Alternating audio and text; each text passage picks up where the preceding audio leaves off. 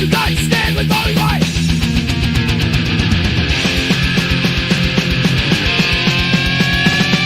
In the shells, we ignite. Truth in the battle, try to ignite. Rebels rise, hear the sound. Metal echoes all around. What's up, everybody? Happy Saturday to everyone. Special time, special, Yes. Special day, special time, special guest, special everything. special everything. That's right. Everything's special.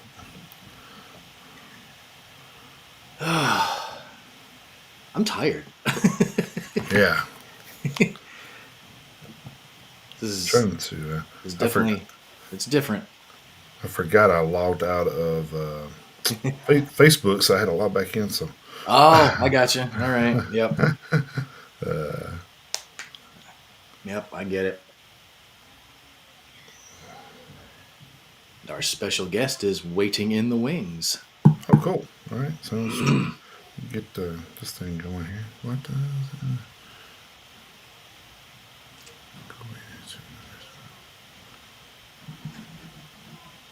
Interesting. Good deal.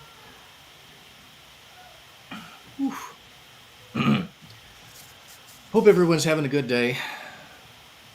We are obviously we are live here on a Saturday morning because we do have a guest with us, and he is waiting in the backstage area. We'll bring him on shortly. He is a return guest. If you were watching us last year, this gentleman was on the show.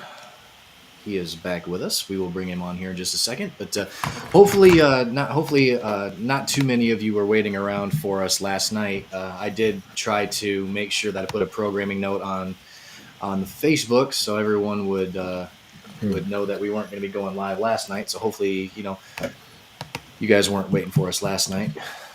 But if you were, we appreciate it because Right. you guys do know the normal time. But yeah, so we made a little bit of adjustment for our friend who's about to come on the show here. So here we are.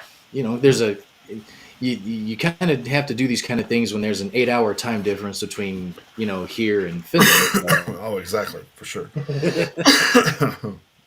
So, all right, I guess without further ado, we'll bring in Lassie Landstrom from Neverfade, and That's right.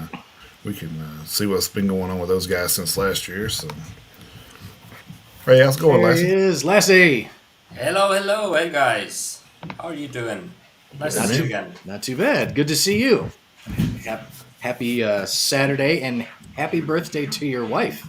Yeah. Thank you very much. I'll be sure to tell her when she's back from having dinner with her friends. So Girls' night out for dinner. Nice. yeah. She's like, I'm gonna go out. And you promote the band. So there you go. Yeah. Yeah, no. I already made her breakfast in bed this morning. So Oh, I've see, there you go. done my bit for the day. Then now Yeah. it's That's girl time, right? Yep. That's a We good have an thing. additional special guest there. Yeah, that's a good thing. Yep. There are always a list of priorities, and the wife's birthday always needs to be at the top. Yeah, somewhere up there for sure. We so. all know that very well. So I did get her a present that was kind of a present from myself as well, because there's a festival in Finland called Rockfest this summer, and one of the headliners is Muse, which is one of my wife's favorite bands, see, there you go.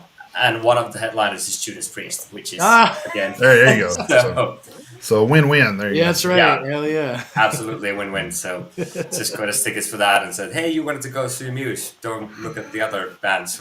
Right. Yeah. Yeah. I totally got these tickets for you and for no one else. Yeah. I think is Well, that, is I that, guess I'll come with you if you insist. is that the one that they were getting so much flack about? Because there was like I think Muse and a couple other bands that weren't really metal was sprinkled in there too. And I don't remember seeing a festival, and I couldn't remember if it was that one or if it was one of the other ones over there in Europe. But I'm not sure. This is a bit of a. I think it's done in collaboration with the Radio Rock Oh, station. We gotcha, have that gotcha. Okay. plays like rock music to metal music. So it's a 3 day festival. So they have Till Lindemann, the singer of Rammstein, headlining Yeah. one of the days, and Judas Priest is headlining one of Okay. them, and Muses. I think the last day, which has Muses, is a little bit like on the softer side, and then Yeah. it's more It metal must on the it must have been a third different day. one then, because I remember like somebody was like, I mean, they were getting ripped because of like they were had like Muse and I think a couple other bands, 30 Seconds to Mars and some other bands like that, sprinkled in with Priest and You know uh, what? all the heavier bands, and it was like, and it was out of character for that festival to do anything like that, so everybody was giving them hell about it. But I don't think people realize that putting this thing together takes a lot of time, and it's a timing thing. So I mean, if you have slots for say 100 bands, well, you only have 85 or 90, and then you're reaching out, but these people already got tours booked. So I mean, they can't do it. I mean, for some reason or another. So I mean, you have to you can't just cancel the festival. You have to, you know what I mean? It's like Yeah, you got 85 other bands still willing to play. So Right. you yeah, just kind of sprinkle in what you can, I guess. So it makes sense yeah. to me. I mean, I'm not that hard up on. I'm always one of those guys at a festival. If there's something you don't like, you don't have to listen to. I mean, there's like three. Yeah, you can always go drink beer, or they have different stages usually, like in these bigger festivals. That there's something that you might like a little bit more. I mean, if it's the final act of a headliner of the day, then just leave. Who Right. cares? Well, yeah, yeah. You could always head to the parking lot early. That's true too. Yeah, So, I yeah. mean, Avoid the traffic if yeah, you you you're not can. I So, into. mean, I've definitely done that before. So I don't like. Yeah, Well, yeah, Lassie, man, like it's been a minute. So yeah. I guess like the first question we were kind of like curious about is like, I know you guys have kind of led the way for the new wave of Finnish heavy metal, and we've talked to Barrel on the show, also, and I know you guys have kind of brought that up a couple times. So is there still getting new bands involved in that, or what's kind of going on with that movement? Absolutely. We've actually grown quite a bit. So I think last year when we started it, we started with like 8 or 10 bands, and now I think we're close to 20 now. Oh, nice. Um, nice. Yeah. so there's quite a bit of bands involved. We also have some additional partners joined in. So we have a booking agent who is doing booking for specifically new wave of Finnish heavy metal nights. For now, it's only in Finland, but we'll see how it goes. I've taken actually myself taken a little bit of a backseat from the kind of day to day management of that. I've been focusing on Neverfade a little bit more. So Yeah.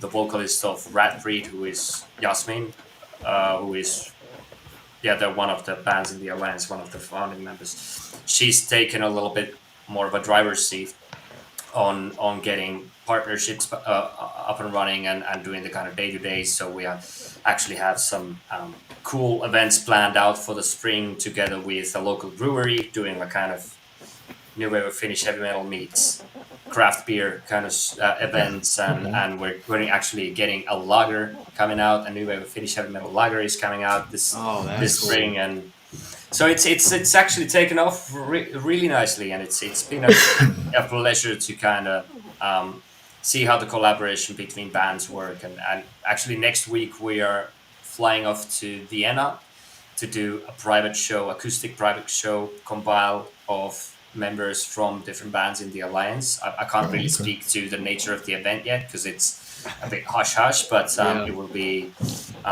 We'll be able to talk about it after the fact. But yeah, on Thursday we're gonna fly to Vienna to play this private event, and yeah, that, all kinds of cool stuff is happening. So it's been a pleasure this past few months or a year or so to work with the guys and get new members in. We've been able to book shows way easier when we have different bands from different regions of Finland. We're going on tour now when the album comes, and we wanted to go. We booked a show in Lapland, and we were thinking, okay, well, does it really make sense for us to drive 700-800 kilometers to Lapland to play one show? So we knew a band from the way there asked, hey, do you want to they're in the alliance. So we'll okay, well, you guys want to put something up in Oulu, and we'll play a show, and that happened. And yeah, it's increased collaboration between bands, and it's been a real pleasure. Yeah, you guys have got some tour dates on the press kit that you sent us. You got some coming up in February and March and April, and you guys are, at least to this point, you guys are already slated to head back to Latvia in August, right? Yeah, we are. So we were actually going to go in May. No, sorry, end of April. But we had to postpone that to after the summer because our drummer is getting an additional family member. So Okay, nice. so congrats. we wanted to postpone that trip. It's at a club in Liepāja. What I've heard, a really nice place to play. It's run by this son of a Danish millionaire.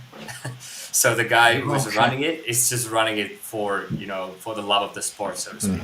He doesn't really, he books these smaller bands, and it's a huge stage and everything, and it's supposed to be a really nice club to play. So we're trying to get an additional date, maybe in Lithuania or Estonia for that same weekend, just to because it's on a Friday, that show in Latvia. So yeah, it's coming up. We're also planning on going to Stockholm at the end of the year, or we haven't settled on a date or finalized anything yet, but we're planning on going to Sweden to play something as well. So there's big plans.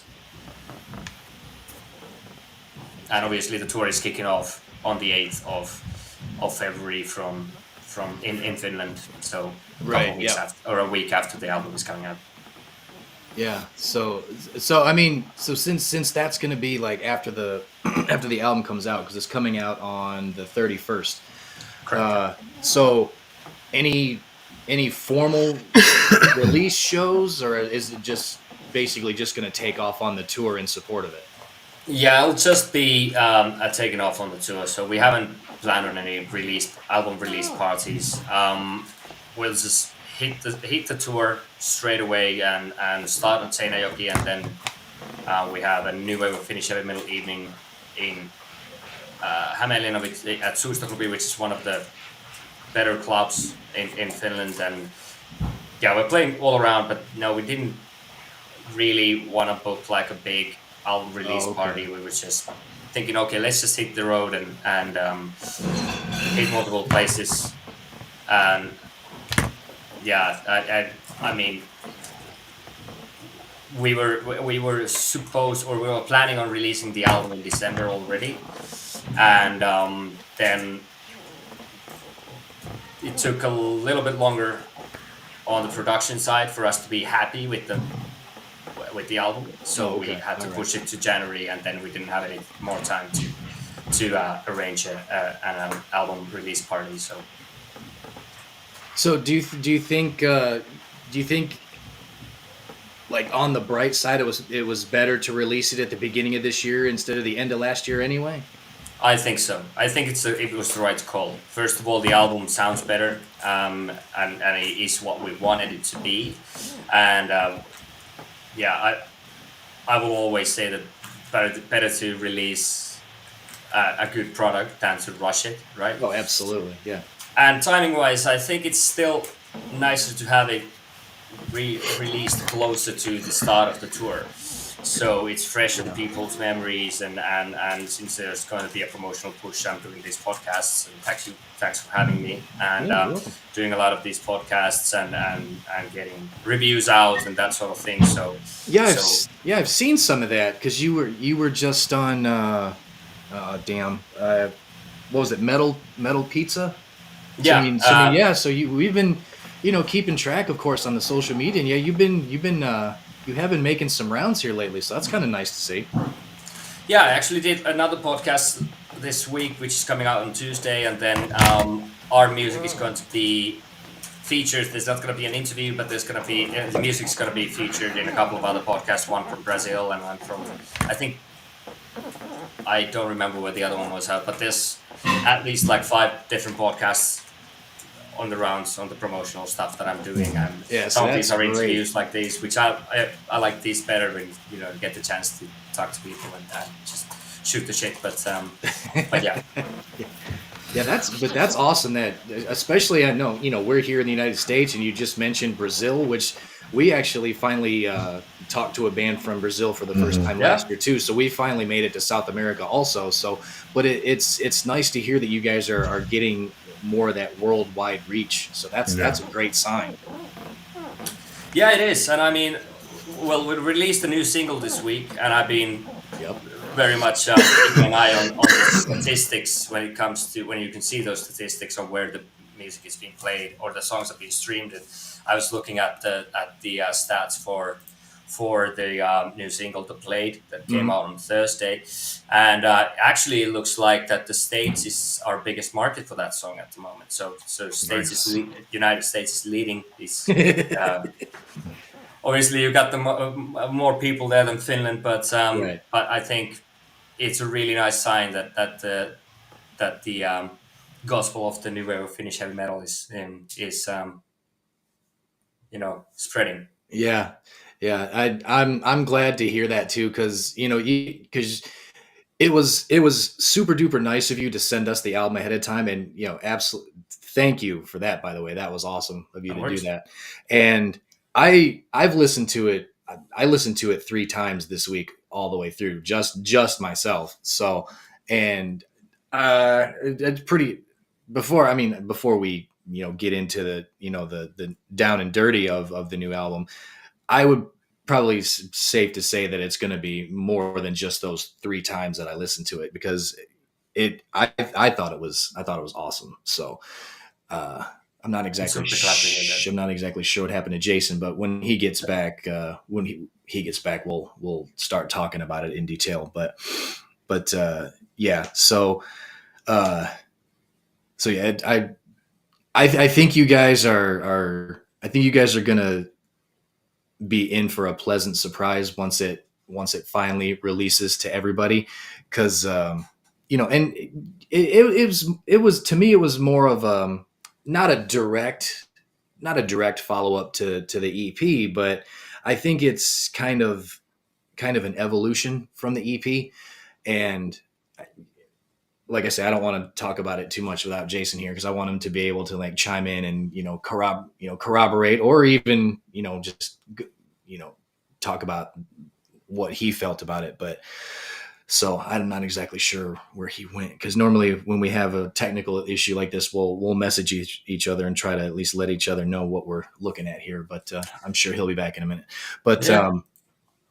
but but yeah, it was super well done, and you guys should absolutely be proud of it, and I'm sure you are. We And are. Yeah. I think you have every right to be, and for good reason. So I think it's gonna. I think when it comes out, I think people are gonna be happy with it. I think they're gonna be impressed. I I mean, hope so. especially people like Jason and I, who grew up on the traditional heavy metal aspect of it, because you get damn cat. That's a cat.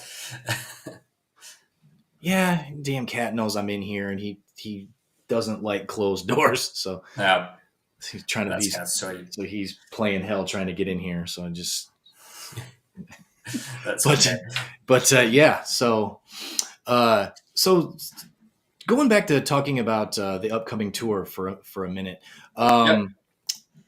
How many do you guys have concrete lineups for every show? I mean, is it going to be all alliance bands? Is it going to be like different bands? And because especially with the way that everyone is spread out up there, you've talked before about how there's quite a bit of distance to cover. So I mean, so is they're going to be like, all right, well, we're coming to this city. You guys want to get together in this city and we'll play. So, I mean, is there kind of a little bit of a set lineup, or is it going to kind of change from night to night depending on who's available in each city? So yeah, I mean, it kind of depends. So the shows that we are not marketing as new wave of Finnish heavy metal evenings, it's usually either just us Okay. or it's us, and then we'll just find a local warm up act who can come and Okay. support and maybe bring in some locals to the show as well, and and then for those kind of we have a bit kind of a process in the sense that when it comes to the alliance nights, we don't want Neverfade to be playing each one of those, right? Because there's so many bands, so we want to give each band their spot in the limelight, rights, and we're trying to we this is I think our second or third night that we're playing now in February in Hammond, and I think, and then we have another one in May, and so it kind of differs.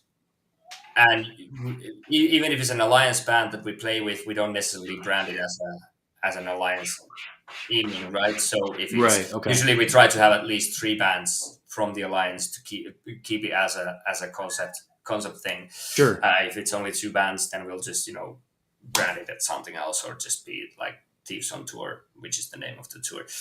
And Oh, okay. Oh, yeah, I like that. All right. and yeah, I mean, for the abroad, the Latvian leg of it, then I don't actually even know who's going to be supporting us. So the promoter from the club is going to book someone local to support Okay. us there, and yeah, I mean, usually when it comes to the new wave nights that we have, then it's first come first serve, but the kind of priorities on bands who either haven't played any new wave nights yet or haven't played in a while. So I think we have quite a few for I think there's 4 or 5 for the first half of this year already in the Okay. books, and we're only playing 2 of those, I think. So Okay. So the alliance as a whole is actually getting, a decent amount of exposure then. yeah, absolutely, it is, and yeah, hopefully even more now that we get a booking agent involved, and we have Right. best sorts of partnerships with the Yeah. brewing company and all of those. So. Yeah, I saw the post earlier this week about the booking agency. Tell us a little bit more about them. So it's called Stupido, and it wasn't actually my doing at all. It was Yasmin from Ratbreed who kind of Hmm. made it happen. She had some contacts there, and she reached out to them and said, "Hey, we have this kind of ready to go concept, and I would like to maybe if you can pair us up with one of your bands or something like this." And they got really interested in the kind of concept itself. I don't know what happened. She kind of talked herself into working with them. So like Okay. now she's basically employed there, which is great for her and great for the whole for every band involved. And so what that agency, they obviously, I mean, it's they represent a lot of different bands, and not only metal bands, pop and on country and rock bands as well. And they, I think they wanted to have a bit of a more footprint in the metal side of things. So this was a really good way of getting, not having to sign 20 bands individually, and then not necessarily you wouldn't have the resources to focus on each band Hmm. equally. So when you have this kind of ready-made concept, it's easier for them to focus on selling the concept, and we just decide which bands play each night. And then for us, it's easier because they do bookings for us, that they have more connections and a wider network. So it's and a reputation as well. So it's easier to book shows for the alliance. So it's a win-win situation Right. for everybody involved, and all the glory goes to Yasmin on that show. She really worked hard on that and made it happen, and I'm super glad that it did. Well, I'm definitely glad that it worked out, and yeah, definitely props to her for that. Speaking of the alliance, we're following you and and a couple other bands on social media and everything. You and Beryl, and like I said, we've had them on the show once already. Um, Now there is a new wave of Finnish heavy metal like on Instagram, right? Isn't there a separate profile for that? Yeah, so we have a Okay. separate profile Yeah, for because which I'm is yeah. because I'm pretty sure we're following that. Because I'm pretty sure we're following that too. I'm wanting to say we are because I think that actually is where I saw the announcement about the booking agency. I think I saw it on there before I saw you post it. Because I saw you post it. I can't remember when, but I'm wanting to say I actually saw it It's like there a week first. ago or something like that. Right. Yeah. So I remember seeing it. So the Instagram profile for the alliance itself is that going to have is that going to have all of the bands on it as it's up to date? Because I feel like I've personally kind of fallen behind on that. Because like I say, you said that there's in upwards of 20 bands at this point. So I just want to make sure from a personal standpoint that I'm up to date on the membership of everybody. So is everyone kind of accounted for over there as far as you know? I hope so. That's a really good point, which I actually should look into if I've updated it accordingly. There should be usually when we have a new band that joins the alliance, we ask them to send us like a video of them introducing themselves, and then we post it on Instagram. But Okay, all right. now that you remind me, I would have to check because I'm kind of still in charge of the social media page, but I've been so focused on. I mean, Jasmine too, but she also has her hands full with other stuff, I and bet. so I'd have to check. That's a really good reminder, actually, and to see if we're all up to speed. But there is a link tree. I think links that in the Instagram handle at least that then are updated because Yasmin updates those regularly, which has each and every one of the bands. Actually, let me just double check. Okay. 'Cause I'm gonna have to. Okay, good because Yeah. I'll actually take a look at that like when we're done today. Because like I say, I want to be completely caught up with the goings on with that as best I can. So I just want to make sure that because if there's upwards of 20 bands, I guarantee you at this point there's somebody that we've missed because I mean we got a lot going on with the show here and everything too. So I just want to make sure that we cover all the bases as far as that's concerned. So I'll take a look at that when we're done. And speaking of which, Jason said he sent me a message and said that his computer decided to do an update and restart itself. So hopefully he'll be back. Okay. Hopefully No, hopefully he'll be back here in just a minute. they do that. They- Actually, I kind of lied to you. I just saw we have 15 members currently, and Okay. so that's. But there's one on the books that we haven't announced yet because we're waiting for their video, the kind of introductory video. Sure. Okay. So Well, that's once good. they send that over, then we'll be ready to announce that as well. And I can actually so in the Instagram handle, if you go to the sites at google.com link there, you can see the kind of web page that we made for the alliance, and yeah.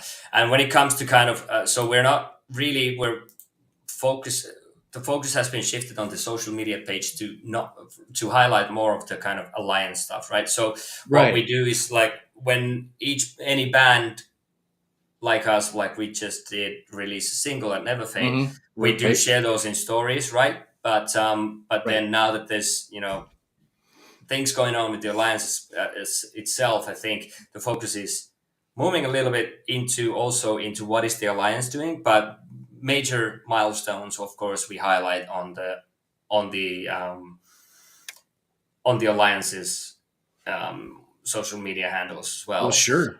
just to make sure that everybody that follows the alliance also knows what's going on with the bands. But and then sharing some pictures from shows and concerts that we do and that sort of thing. So now it's the next one is in February, and we'll be able to get some pretty cool footage from that, I think, because it's a nice club and we have an actual photographer coming. So that should be a nice addition to the content that we have. And then yeah, I'm personally looking forward for the lager once that's out. So what the guitarist of Crimson Day made, he kind of designed our new logo, and I also designed a really cool label for the beer. So it will be it should be cool. I don't know. I'm not actually sure if I should be talking about this, but the cat's out of the bag. So, Well, I mean, I definitely don't.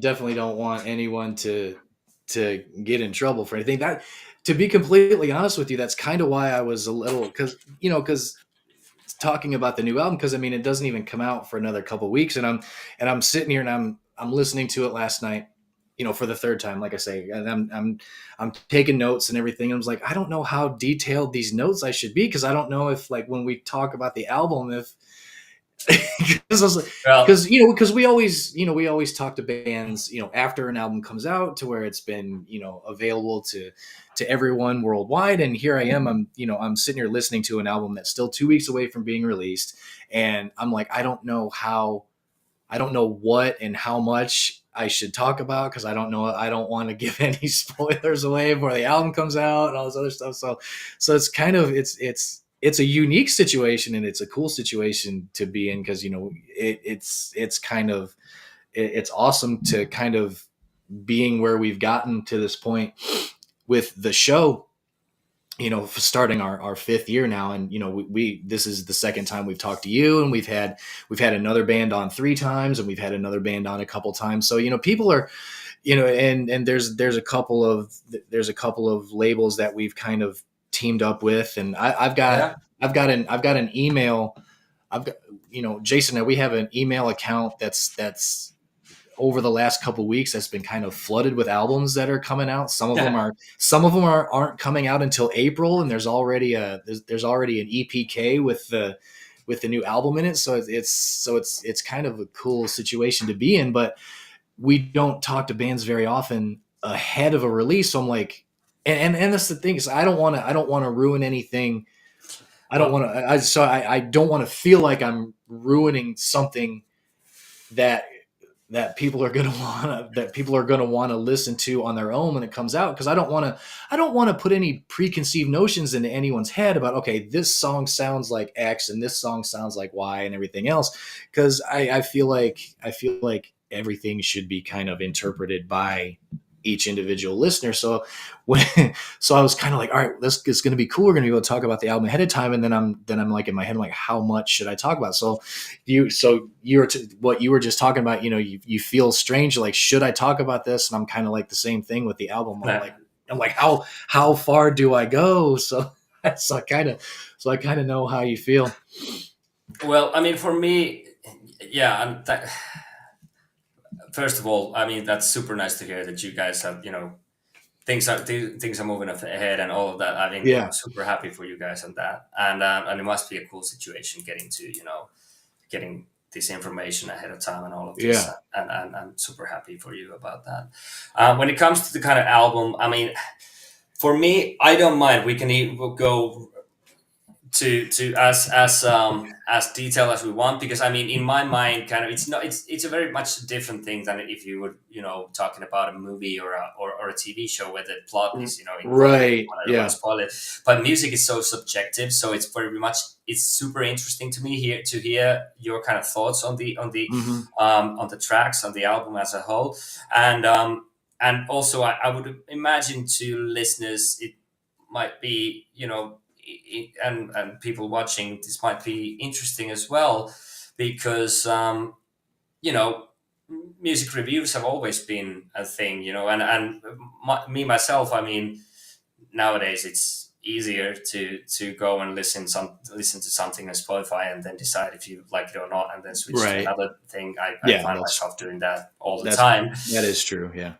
But maybe it's even a better thing if you talk, if you hear someone that you kind of trust their opinion, to talk about an album. Say, well, this really touched me, or this one was this really I like this bit a lot, and this reminds me of this and this. I feel like that um, might give someone who might be on the edge, or let's say they go and put one track out of the album Hmm. to and play that, and that randomly just play one track, and that happens to be a track that they don't connect with as much, then they don't Sure. necessarily go and listen to the rest of the album.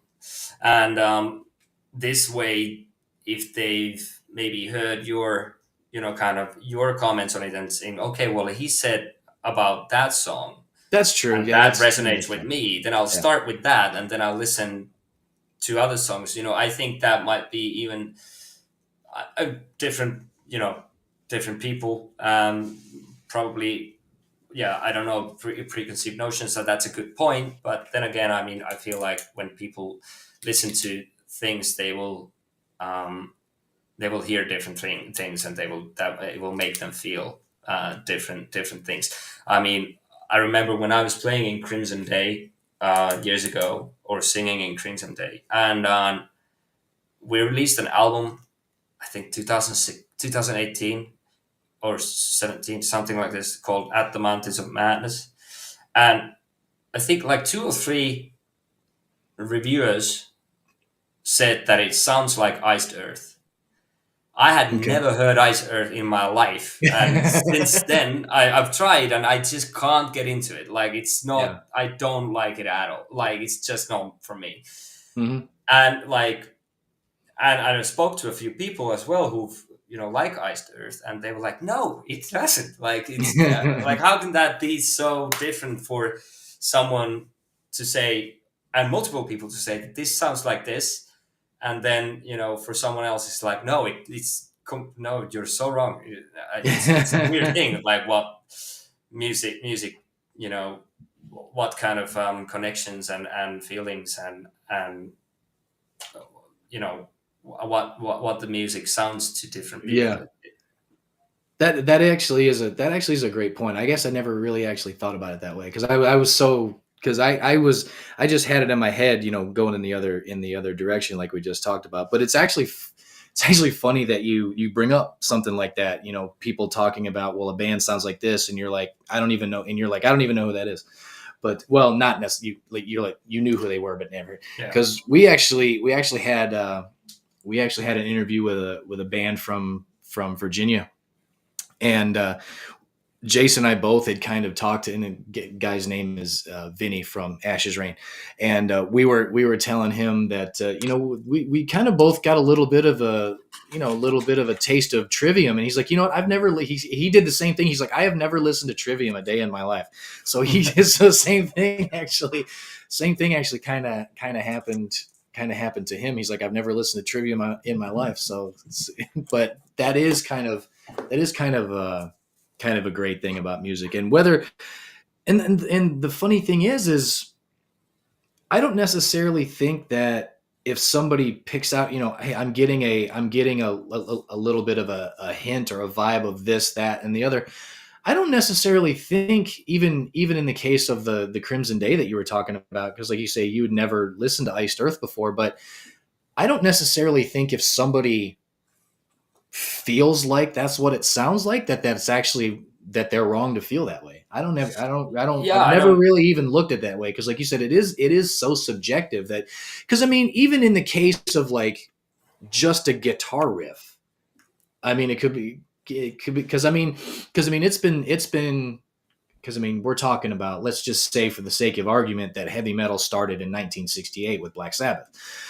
So you're looking at 68 to 2025. I mean, you're talking a span of 57 years, and there's only so many strings on a guitar, so there's Yeah, probably only so many sounds that you can make, and only so many combinations. So I mean, I'm sure at some point someone's gonna write something that reminds somebody of something else. Because I mean, yeah, when you're this many decades into a genre of music, and even before heavy metal even started, you had rock and roll and you had the blues and everything else. So I mean, there's only there's only there's really only so much originality left, I'm sure. So it's probably damn near impossible at this point to write something completely original that no one's ever heard of before. So yeah, at the same time, I don't ever think it's really necessarily wrong if, like, because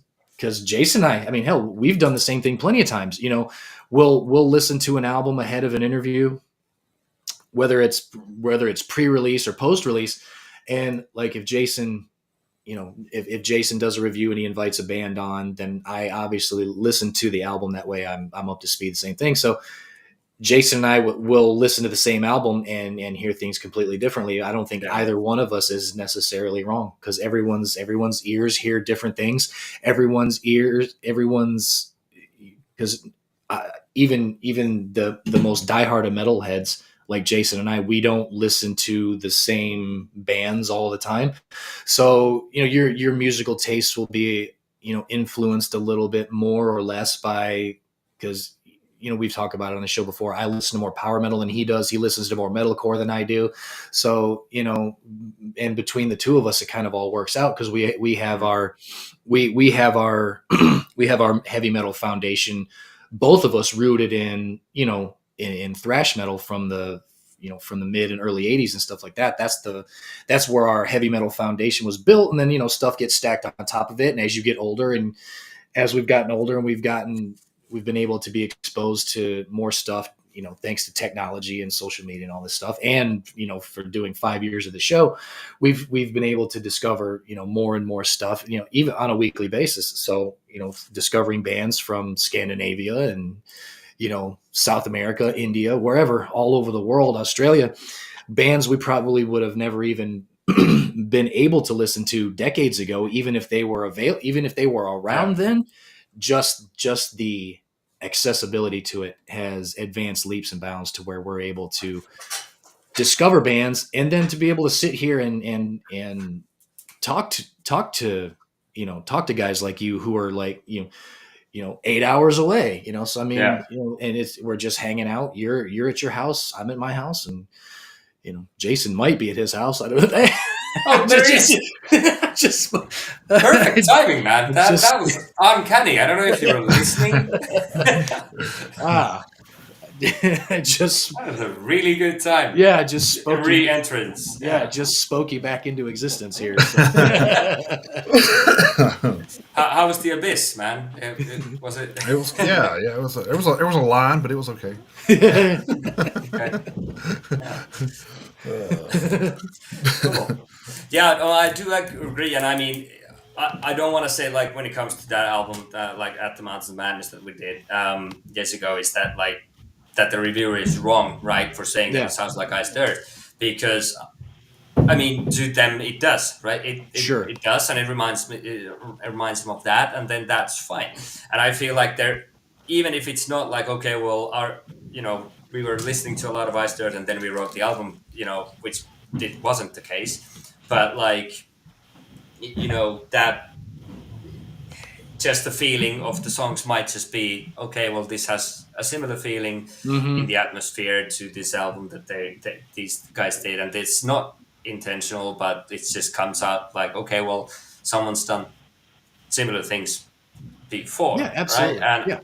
And I mean, it's just that kind of happens. I mean, those guys from, I don't remember, the guy from Iced Earth, who is kind of a persona non grata now, I think. Oh yeah, talking about John Schaefer. Yeah. Yeah. Obviously, I mean, he's probably had the same influences from same bands that I've taken influence from. Yeah, probably. That sort of thing. But which is funny, because like I didn't know, I really got into Blind Guardian this year, like for the first time in my like ever. I've been obsessed with Blind Guardian whole year. Yeah. And then I got found Demons and Wizards, which is the other project of Hansi Kursch from Guardian. And then I was looking into it, and I was like, wait, this is the guy from the other guy is the guy from Iced Earth. Yeah, and I like this band. I don't like Iced Earth, but I like this band a lot. So, there is some sort of a connection there. So. Yeah. And we've talked about that on the show before too, which is strange, and I think actually we talked about it a couple weeks ago with Jason with Mushroomhead, talking about talking about the female singer that got added to Mushroomhead. So it is strange how one artist, whether it's a singer, guitarist, or whatever, how one artist can be in one project and you're not just like, I could take it or leave it, and then they go to another project and you listen to it, it's like that. Wow, that's really good. Why is it so night and day? But I guess it all depends on how the other artists in the project come together. Who knows? It is a strange thing.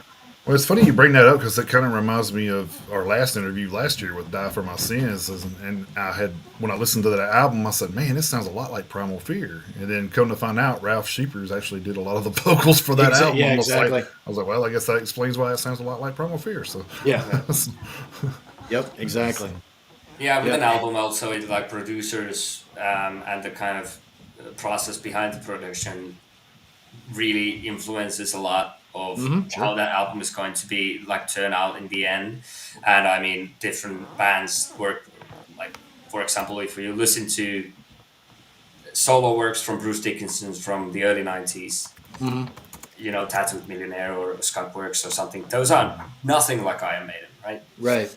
The only similar thing is that it's Bruce Dickinson singing, right? Because it's a completely different kind of thing, and it's produced by completely different people, and you know, it's the songs are written by completely different people. So Yeah. even if it's yeah, I mean, or if you listen to No Prayer for the Dying and Power Slave, it's again a really different album, and I think that like the producer part of that really has a lot of influence and also what the other members of the band bring from their history into that Absolutely. Yeah. specific production. So even well, if the songs were all written by you know one person, but they're played by different like a completely different band and produced by a completely different person who they've never worked with, it will sound completely different.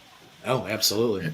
and that's kind of like going back to what I was saying about that band "Die for My Sins." They were, you know, the brothers that are in that band were also in Heimdall, which is like night and day compared to Die for My Sins. If you Yep. listen to the bands, I was like, okay, that's more power metal. This is not. So it's more traditional. So Yep. it's it's like you know, I don't know. I think sometimes band members may get stuck into you know, playing stuff that they enjoy, but I think they want to do their, you know, they say, oh, well, I really want to make an album like this, and I'm not going to be able to do that with this band. So they, you know, they have to go out, you Sure. know, do something that Yeah, they're, because I Absolutely. mean, as an artist, you know, that's in your heart, and it's always in the back of your mind, going, I need to do this project. I need to do this project. So, you know, yeah, and sometimes it's years in the making. So, you know, and a lot of times it's worth waiting for. Don't get me wrong, but it's just crazy how, you know, because I mean, like I said, if you're, you know, say last year and Neverfade, you guys blow up, but then you got to work around that schedule to do anything extra on the side. So Yeah.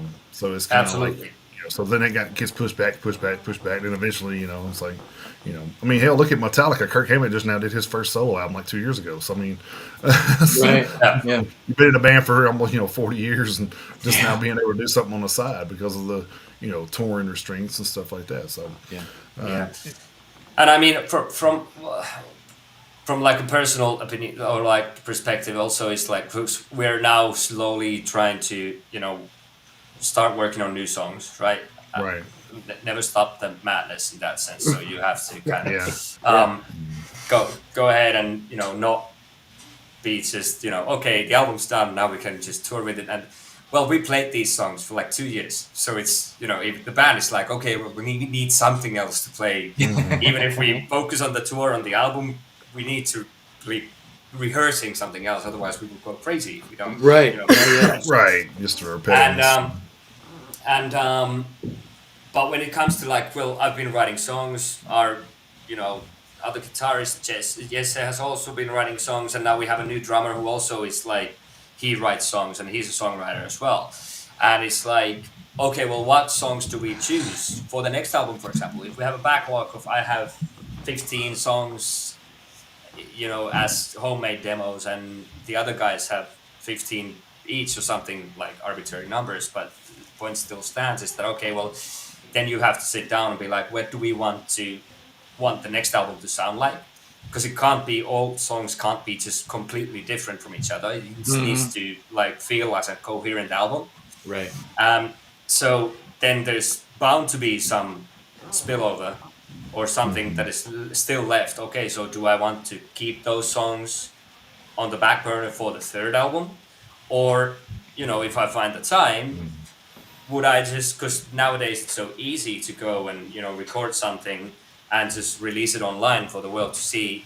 You don't need a label anymore to do that necessarily. So it's like, okay, well, I would have the freedom if I wanted to then, okay, well, this song I really like, but it doesn't fit in with the next album. So I'm just going to go ahead and do it on my own and release it as a separate project. And that's easy to do nowadays. And because when you're working with a main band, like I'm working with Neverfade, you have to think about what Neverfade sounds like. So even if I write a song that is, thrash metal or, something that really doesn't, a really good song that I enjoy, but doesn't fit into the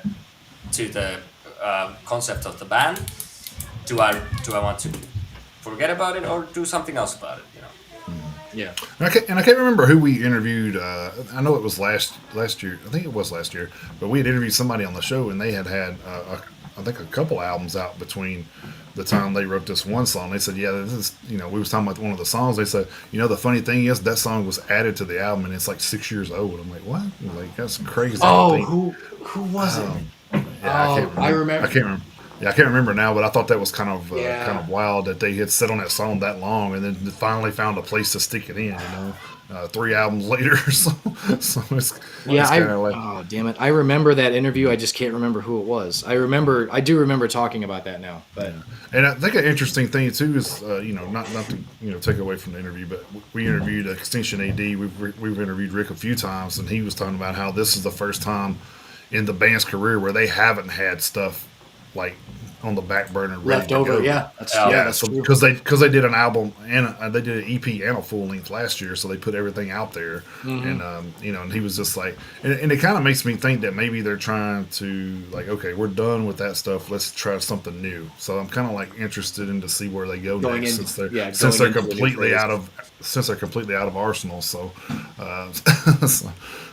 Yeah, I think that's changed quite a bit. Like reading about bands doing albums in the 80s or even in the 90s, it was like, okay, well, you do an album and how you do it is the band would go. I use Iron Maiden as an example a lot because that's the most I know about. But like reading about, for example, in the autobiography of Bruce Dickinson is that they would do like, okay, well, the label would book them a studio in the Bahamas or somewhere, which they would go and just write the songs in, and then they would do the demos there, and then they would go to a different place to record the album. But that would have been the kind of thing that, okay, well, you get 1 month at this place. That's the time you need to write the songs in. Yep. Some might have some, riffs or whatever, but like that's the time period that they would write the songs, and the whole album would be written in like a month, intensively just sitting in the same place and writing the album and rehearsing it, and then go into studio to record what they've just done like a month before. And that's not how it is nowadays at all. Like some of these songs from Thieves in the Night, the new album from Neverfade, is that like those, well, The Blade, for example, which is released this week. I initially wrote that song for Crimson Day in 2018 or 2019. Oh, okay.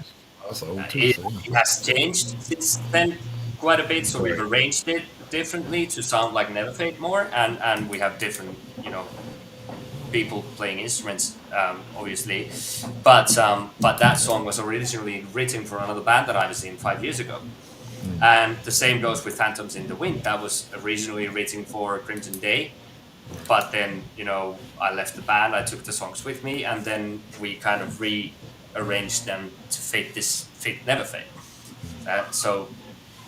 And Hourglass Breaking, which was the third single that we released in October, I think, that was also a song that we played with Crimson Day, but we really did like a complete makeover to that, new lyrics and everything, and the name is different that we used to play as. But the whole the song originally was written for, because me and Jesse, we both played in Crimson Day, so some of these songs are really old, which is kind of brought them up to today and gave them like a do-over to fit Neverfade as a band. I love hearing little details like that because as far as we know, I mean, hell, we we just wrote this and recorded it last year, so that's all we know just based on just based on the information we're initially given. So hearing the here I like to hear the little details and stories like that. That's awesome. I'm glad you brought up that particular song though, because I was kind of curious of what brought on doing a part two to that. So, The Well, Blade, yeah. so the blade, yeah. So what actually happened there? So like I said, it's an old song, right? And I don't remember if we talked about this last time I was around, but um, I lived in Germany for 2.5 years, so that was one of the reasons why I left Crimson Day. So me and my wife we moved to Germany, and I had quite a bit of a break from doing any band stuff when I was over there. But I still kept doing music, and at some point I had just this kind of I was listening to old demos, and the Blade was one of them, and I was like I don't because it was the version that we did with Crimson Day, and I was like I don't like this anymore. It's not good. But there's parts of this song that I do really like, so some riffs that I really do like. So what I set out to do is abandon that song, the Blade Part One that we just released, and to do a completely new song and just reuse some of those riffs, which I then did. And then once we moved back to Finland and put Neverfade together, and we were starting to kind of go through the backlog of songs. And I was like, yeah, we can forget about Blade number one because the Blade, it was just the Blade part at that point. Sure, I yeah. hadn't really like considered to be a two-parter because I was in my mind it was like, well, that's the old and this is the Blade now, the Blade part two. And Jesse and Camus, our bass player and guitarist, they said, no, that song slaps. This is fucking great, but the new one also slaps. So can you just, we just need to rearrange some parts and make it fresh, and then we'll do a two-parter. Just make the lyrics match a little bit, so it's a two-parter. So if you listen to those, it has some of the same riffs. It has same kind of things. The theme is the same, and that's what happened. So it wasn't like I set out to do a two-parter. It was just that I wanted to redo this also, just use some of the old riffs, but then it happened that the guys were like, no, we're not teaching that. We like that. We just need to do some stuff around it to make it more fresh and fit this project. But we want to keep both of them. So it ended up being a two-parter of the album. so they become deep cuts. Yeah, I have to laugh at that because it's kind of what you and I talked about, Lassie, before Jason came back. It was a song that you wrote for something else, and you were like, I'm done with this. But then again, you let other people hear it, and they were like, that's awesome. What's wrong with it? And it's just that's the thing is you never know how something is going to sound to someone else, and then here it is. It's it's the it was one of the singles. It's the second song on the album, and it's I think it's hilarious to like, even if you read some of the bigger bands talk about a lot of times, they get asked a lot about, hey, what's your least favorite song to play? And you'll hear them like say one of them. You're like, what, why? Like, because that's like one of our favorite songs, It's like, so it's kind of crazy to hear them say, yeah, we don't like playing that one. It's like, why? Okay. Well, I'm sure. Like in that context, okay. They had to record, they had to write it, they had to record it, then they had to rehearse it, then they had to add it to a set list, which means they had to make sure that they rehearsed again. And it's just, like it kind of makes me wonder, because I haven't seen Metallica in a few years now. I think last time was when me and Chris went and seen them in Atlanta. In Atlanta, 17, I think. 17. So it's been a minute. So I wish I could remember like some of the songs that they had like did back when I was a teenager and saw them, and try to compare it with like how they played it now, because I guarantee you there's a difference in how they played it when they're 20s and how they play it in their 60s. Oh yeah. I mean, if you listen to Metallica on Kill 'Em All, like that album it's my favorite album of Metallica by far, because like that album from the start to finish, you just have this kind of, when you're listening to it, you're on the edge of your seat because they're so young. And like it can fall apart at any minute because it's it's in that edge of the razor in like Yeah, anything goes wrong, this whole thing fall apart goes there, and it has absolutely. that feel of danger to that album. And yeah, I can imagine seeing Metallica in the '80s would have been kind of like that. They would be crazy fast, crazy, energetic, and they're more, well, they're old men now, Well, so it's different. I mean, Yeah. Obviously, the show is more massive than it would have been then, so it has other cool elements to it. But like seeing Yeah. that kind of, also um, you're also talking about an album where Dave Mustaine had a lot to do with the writing. So I mean, that could yeah, be it too. So Yeah, that's yeah, true. and I mean when you put a bunch of 17, 18-year-olds in the studio and just they right. play really fast, it's like, okay, well, and barely any producing. Also, it's just like, okay, we'll go ahead and play this ridiculous fast stuff that you're doing, and then Uh-huh. yeah, yeah, But it's a great album. little did they know then, So, Right.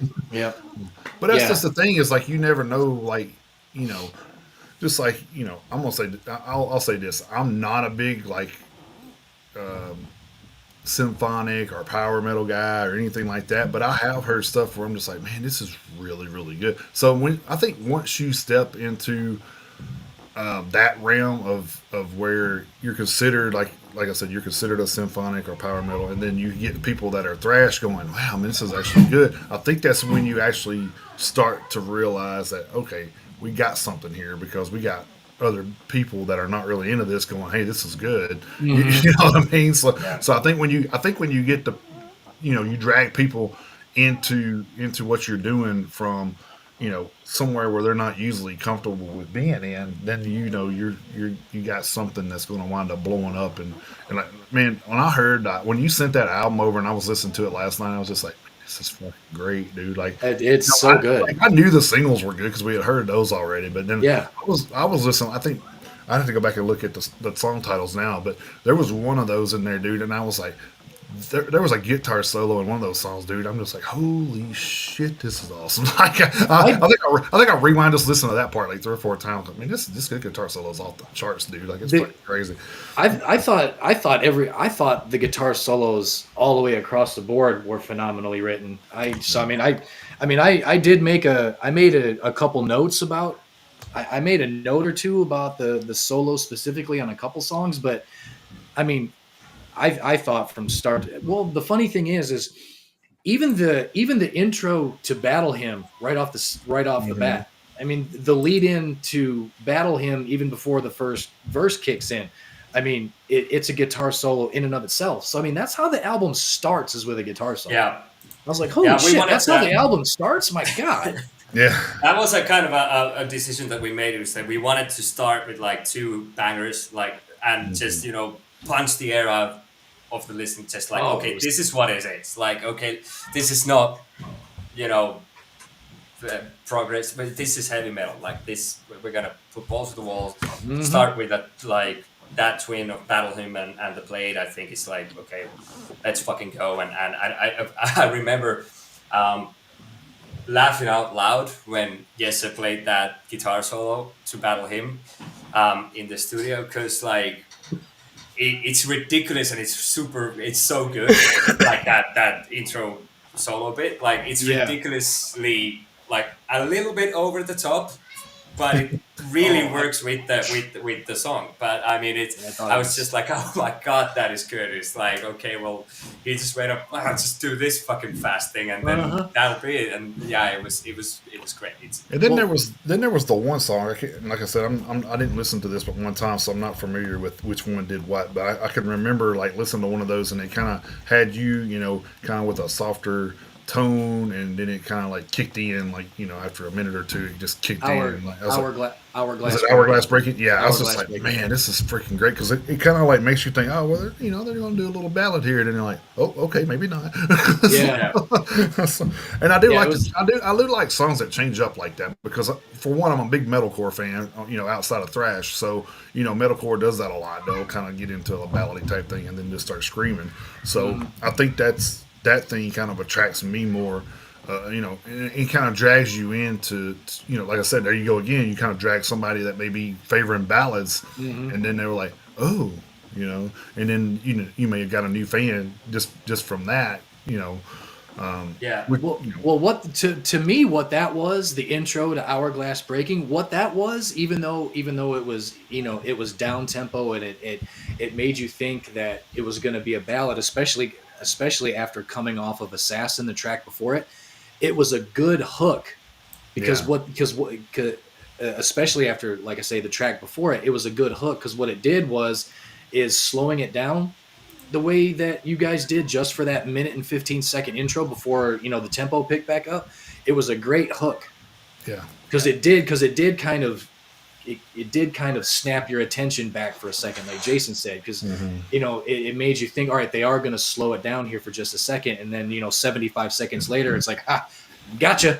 Yeah. So yeah, well, it I did do think that. I think it will, like once you guys get more, of course, once you guys get more of a catalog under your belt, I think it'll be kind of, I can see it being kind of a bullet from a Valentine type thing because I know a lot of times you'll hear those guys, and you're like, oh, here we go, and then and then now you listen to them. If you've been listening to them for the last 20 years, you're like, all right, it's going to kick in at some point, right? Yeah, Here. you know Because better. Yeah. it's you kind of like know it's either coming or it isn't because you don't really know.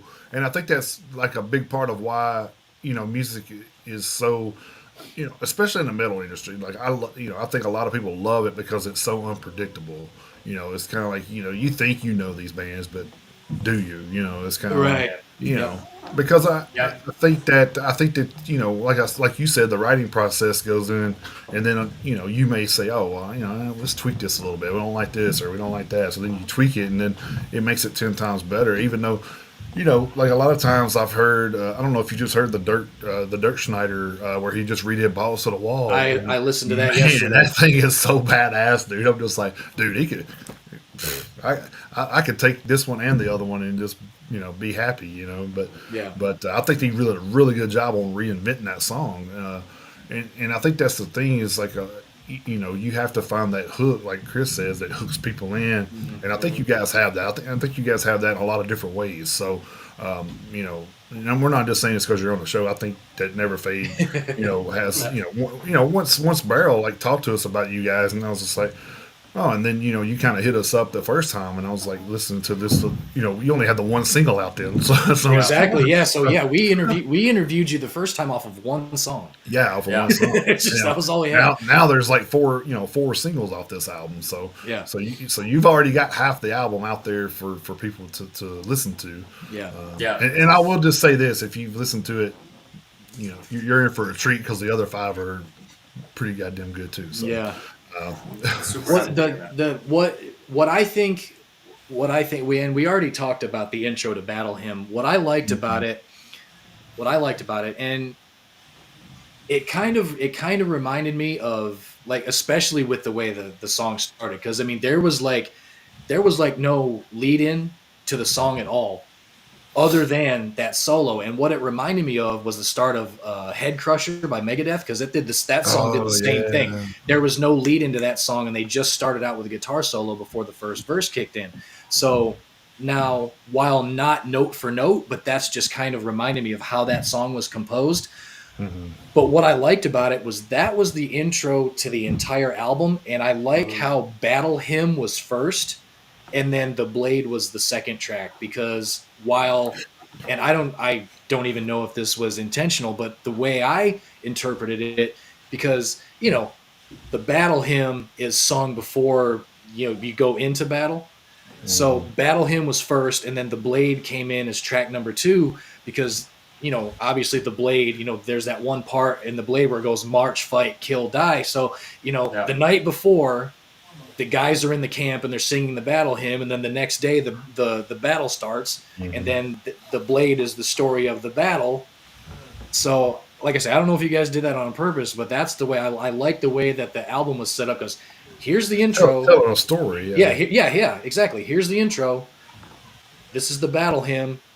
Tomorrow we're going to war, and then here's the Blade. So while obviously the whole album isn't necessarily a story of a war or war in general, those first two songs, the way they were put together, to me, I like the way they told that story together. So Yeah, I mean, actually, that's very interesting because didn't even think about it that way. But it totally makes sense. And I mean, maybe in some way we then kind of did like subconsciously, because like we just felt like those songs belong together kind of at the beginning of the album, and that they kind of oh, we have the reality machine here. Hi Hey, guys. Hey. what's up, Ari?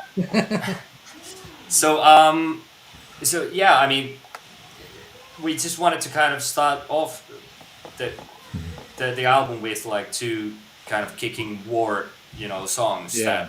That, and I think in our minds we didn't go into that much detail, but I think it kind of makes sense now that you put it. I'm gonna steal that if you don't Hey, mind. that's fine. I'm just steal it as No, my that's- own idea. No, that's totally fine. No, Absolutely. no, I mean, No yeah, problem with that. it's a really, I mean, that just makes me so happy to hear someone, that has kind of has listened to it already, and has this kind of like ideas on what I didn't even think about putting into like consciously putting it those in that way, Mhm. but that it makes sense. It makes me feel like we've done something smart and clever. Well, I mean, just the intro to Battle Him Alone is like a figurative kick in the teeth. It's I of all the songs on the album, I mean, the way you could, I think the way you, I mean, obviously there's 9 songs, so there's 9 different ways you could have started the album. I think the way that the song starts, I think it was the perfect song to put first, the way it starts, because I mean, it literally does just figuratively, punches you right in the face, in a good, in an absolute good way. And another thing that I liked about, the Blade Part 2, it was the second chapter, of course, with it being part 2. But what I liked about it is the way that the drums and the guitars, the way the music was composed, it almost sounded like, because especially with the way that I heard it anyway, I'm not speaking for Jason, the way I heard track 1 and 2, the way they tied together, the way I thought they did, when you finally got down to track 7, you listen to the Blade 2, the way that the guitars and the drums were composed, in my head I was almost picturing like guys on horses, the way that the drums and the guitars kind of galloped together.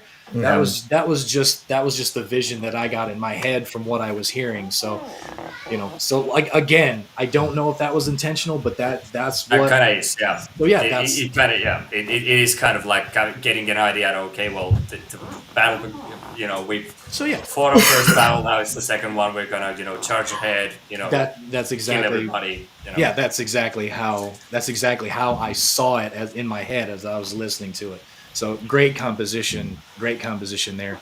I just want to say something about, you guys, man, with this movement, the new wave of Finnish heavy metal. It is so fucking awesome how you guys are like so like supportive of each other. Like, we had Barrel comment on one of the videos, I think with you or Reality Machine, I can't remember which, but they actually were on one of those shows commenting while we were live interviewing, and then of course Ari's on here now with you guys. So I think it's awesome that how like with so much animosity with bands that you hear, is like it's so cool to see this with people supporting each other like that, man. And I think that's where we need to be. We it don't matter who gets bigger or who gets small. It doesn't matter. It's like the main thing is supporting each other, through everything, through the successes, through the failures. I mean, it's just awesome to see that, man. Like, I think you guys have probably one of the more tight knit, groups around. So. I think so. Kudos for all your hard work I on think that, so. man. It's pretty awesome. So. It is awesome, and I mean, we're trying to kind of build collaboration and community around kind of similar like-minded people and like-minded bands. And I talked about this in another podcast that I did, Metal Pizza, as about like kind of me myself. I don't understand, even if one band out of the alliance would kind of take off, to be salty about that would make no sense to me, because that would just mean that okay, well then we have that connection with someone who is being successful, that can only mean positive things for everybody involved, Right. right? So, Absolutely, yeah. and also when it comes to, if we're playing a show now on the tour and someone comes to see us and says, hey, I play in this band and we would love, you guys rule, and we would love to, keep in touch. Of course we want to keep in touch. Of course, next time we're around, you guys come support us, or open for us or something, because it's all about, this whole industry nowadays is about creating a community and a network that you can then, hold. Yeah, just looking after each other, right? And then like this is where like couple of times it's happened that we had to kind of cancel a show, for example, or something. That we were not cancel a show, but like we were talking with the venue, and then about doing a show, and then they gave us a few dates, and those didn't work for us. Right. So what we then do is, okay, well that don't work for us, and if those are the only dates, then we'll look at it for Neverfade at some point in the future. But here's a list of really good bands Exactly. that Yeah. can fill those slots, and let me get get them in touch with the venue to fill one of those dates, because then they go play there, they do a really good job, and then that venue person remembers that, okay, well, those guys who recommended the Reality Machine, for example, they did a good job. I can trust these guys. I'll take them play in a later play date and something like this. It's it's just a win-win situation for everybody. Yeah. And the funny thing is and I'm sure music as a whole has gotten to this point, but at the same time, I think when it comes to just heavy metal's always kind of had to, like, for the most part, watch out for their own, Right. because with the exception of maybe, obviously in the 80s, it was more in the mainstream, and that was fine. But metal has always been kind of, the redheaded stepchild, I guess. If I'm even allowed to even use that goddamn term anymore, but because who knows anymore. But but we've always kind of had to. If we won't take care of ourselves, then who will? And I think kind of what Jason was talking about, it is that same thing. You guys have got your own. You've got all these bands from your own country, and you guys are just like locked in together. And I think it'll be nothing but beneficial. But I think it's a microcosm for what heavy metal's kind of had to be for a while, and it's good to see that it's working out for you guys. And I wish there was more of it on a much larger scale. I kind of wish that there was something like that going on here. I mean, don't get me wrong. There are plenty of bands who are making it and stuff like that, but it's also bands like we've already talked about, Metallica and Megadeth, and then Judas Priest and Iron Maiden in the UK. But there needs to be more of a collective advancement of the genre. And I think you guys are doing a remarkable job of doing it the way that you are doing it. Because like you said, all right, we may not be able to play tonight, but Barrel can. And if Barrel can't, Reality Machine might be able to. And if they can't, Crimson Day might be able to. So you guys are up to a list of 15 viable options of, okay, we can either get 3 or 4 of us together and we can go play. Or like you said, all right, this Saturday's not going to work for Band A, but Band B might be able to do it. And you guys are helping each other out. I think that's tremendous. Yeah. It's tremendous. Let's keep a pin in this, because at some point in the year, I already know that we're probably going to be talking to Ari again, because I know he's working on new stuff. Because he won't stop working. He won't stop. Yeah. Well, I mean, let's see if you've seen that where he said enjoy your chat while working. I was like, well, oh no, you're working. I cannot believe this. Yeah, he's probably already got 2 EPs done. Man, hard work. But I mean, that's the thing. You have to grind, though, man. You have to. Do. I mean, but they're grinding together, and that's the awesome part. Yeah. Yeah, and it's you can awesome, also awesome then stuff. rely on expertise from different people when you have each band has what 4 or 5 members Right. usually, and then like what happened with like the new logos and the lager is like, okay, well, we just put out a message on that we have like a WhatsApp group thing, and then like, okay, does anybody have any graphic designing like skills or anything? We need a new logo, and then Janne from Crimson Day was like, yeah, I can give it a go, and then he made us a new logo and that sort of thing. So it's also like, okay, you get to tap into different people's skills and do collaboration that way. Well, and you already mentioned Yasmin from Rat Yeah. Reed, that what she was able to do. And the funny thing is we just talked about Ari. I mean, if you need anything done graphically, I mean, he's got Klaus Eric in his back pocket who does all of his cover art. So I mean, I don't know who you guys use for a cover artist, but I mean, all of the cover art that you guys have done, I mean, is phenomenal also. So I mean, you guys, because and Jason's going to pull it up right now, but if you've got, like you said, you've got 15 bands in upwards of five members apiece, that's like 75 people who Yeah. have, to quote Liam Neeson, a particular set of skills. So, Yeah.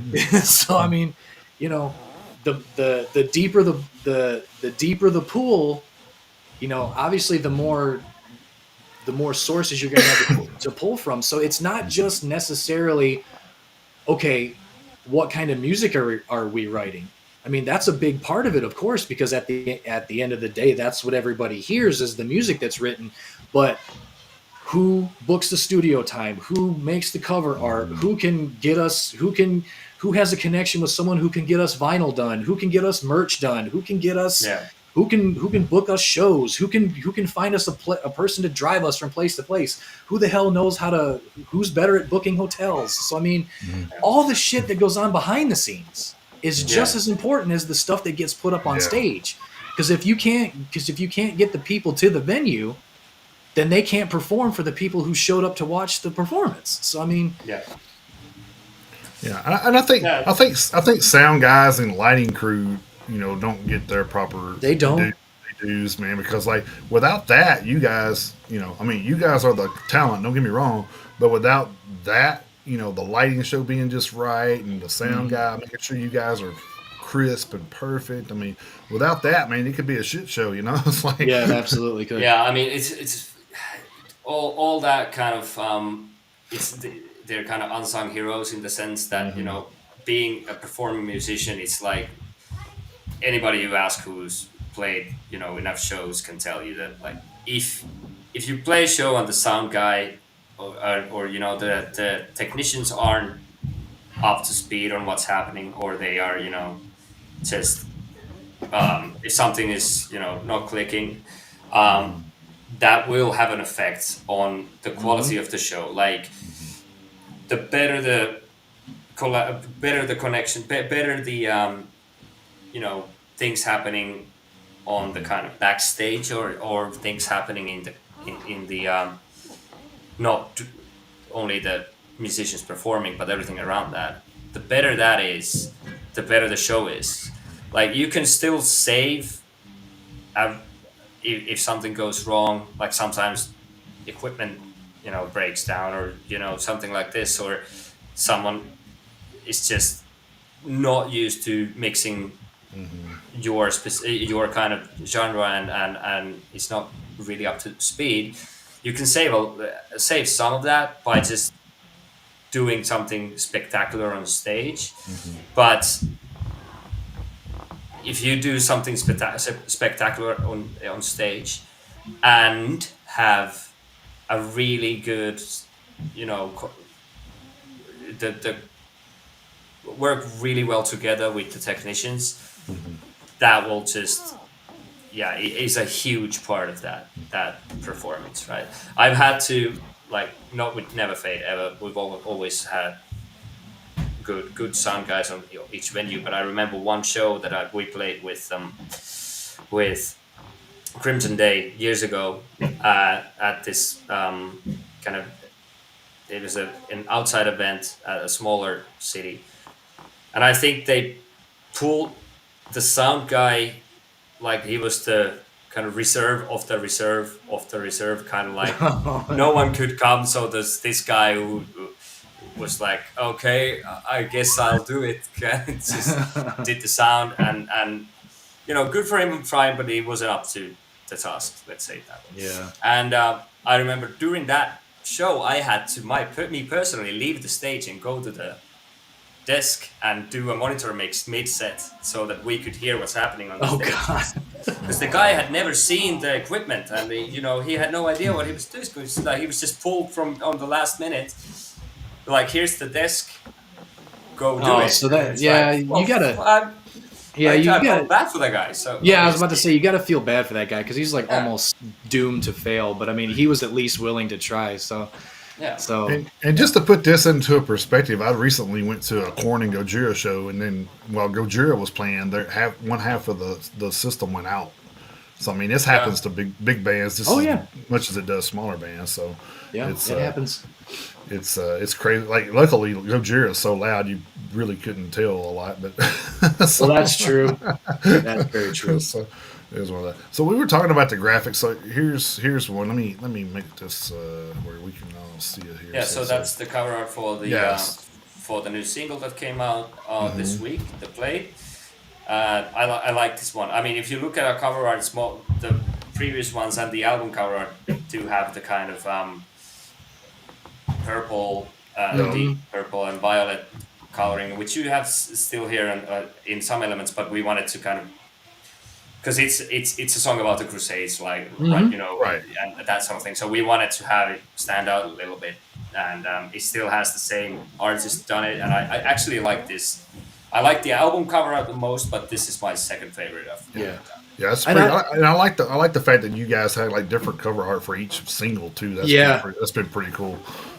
And another thing that I do like is you guys have, I mean, not necessarily cornered the market on it, but you guys have really leaned heavily into the purple motif, and Yeah. I I dig like it. It's pretty cool. and I like that for you guys because you guys have kind of got your own signature at this point, and but then you do have it still featured here, even though the battle is raging in the background, and stuff like that, but it's still prominent enough to where obviously you got the band name at the top, so you know who it is because the band name is there, but your signature is there regardless of Yeah. the band name. So you guys have something that's kind of exclusive to you, and especially with some of the other cover arts, you guys have because Fans Are Gonna Win and Assassin and Hourglass Breaking. I mean, you guys have your, and I can't remember if we talked about this during the first interview or not, but you guys have this. Not only do you have like this motif, from the colorway that you guys have chosen, you guys have this. You guys have this figure in your album art Yeah. that is kind of, it's kind of your Eddie, Vic Rattlehead. It's kind of your. I hate to use the term mascot, but I mean Mascot, that is kind of what it is. He's kind of your representative on the cover. I kind of like that a little better than mascot. He's kind of like Right. He's kind of Yeah, your or a personification your of representative. yeah, Yeah. yeah. So I Even kinda- if we are not gonna go as far as having someone hooded figure come out and murder us in the shows, Right, at least for right. now, that's not the plan. But like, what we did want to do is like have something that, because I mean, obviously in Phantoms you have this kind of vibe of at that it's a underground, whatever resistance fight, and you want to have these kind of shadowy figures, and in Assassin is Assassin, right? But then when it came to Hourglass, we were like, why not keep the same guy, right? Why not keep, and in the Blade as well, why not keep the same kind of hooded thing with the purple cloak and all this, and that's we Right. carried that over to the album art as well, and who knows what's happening moving forward.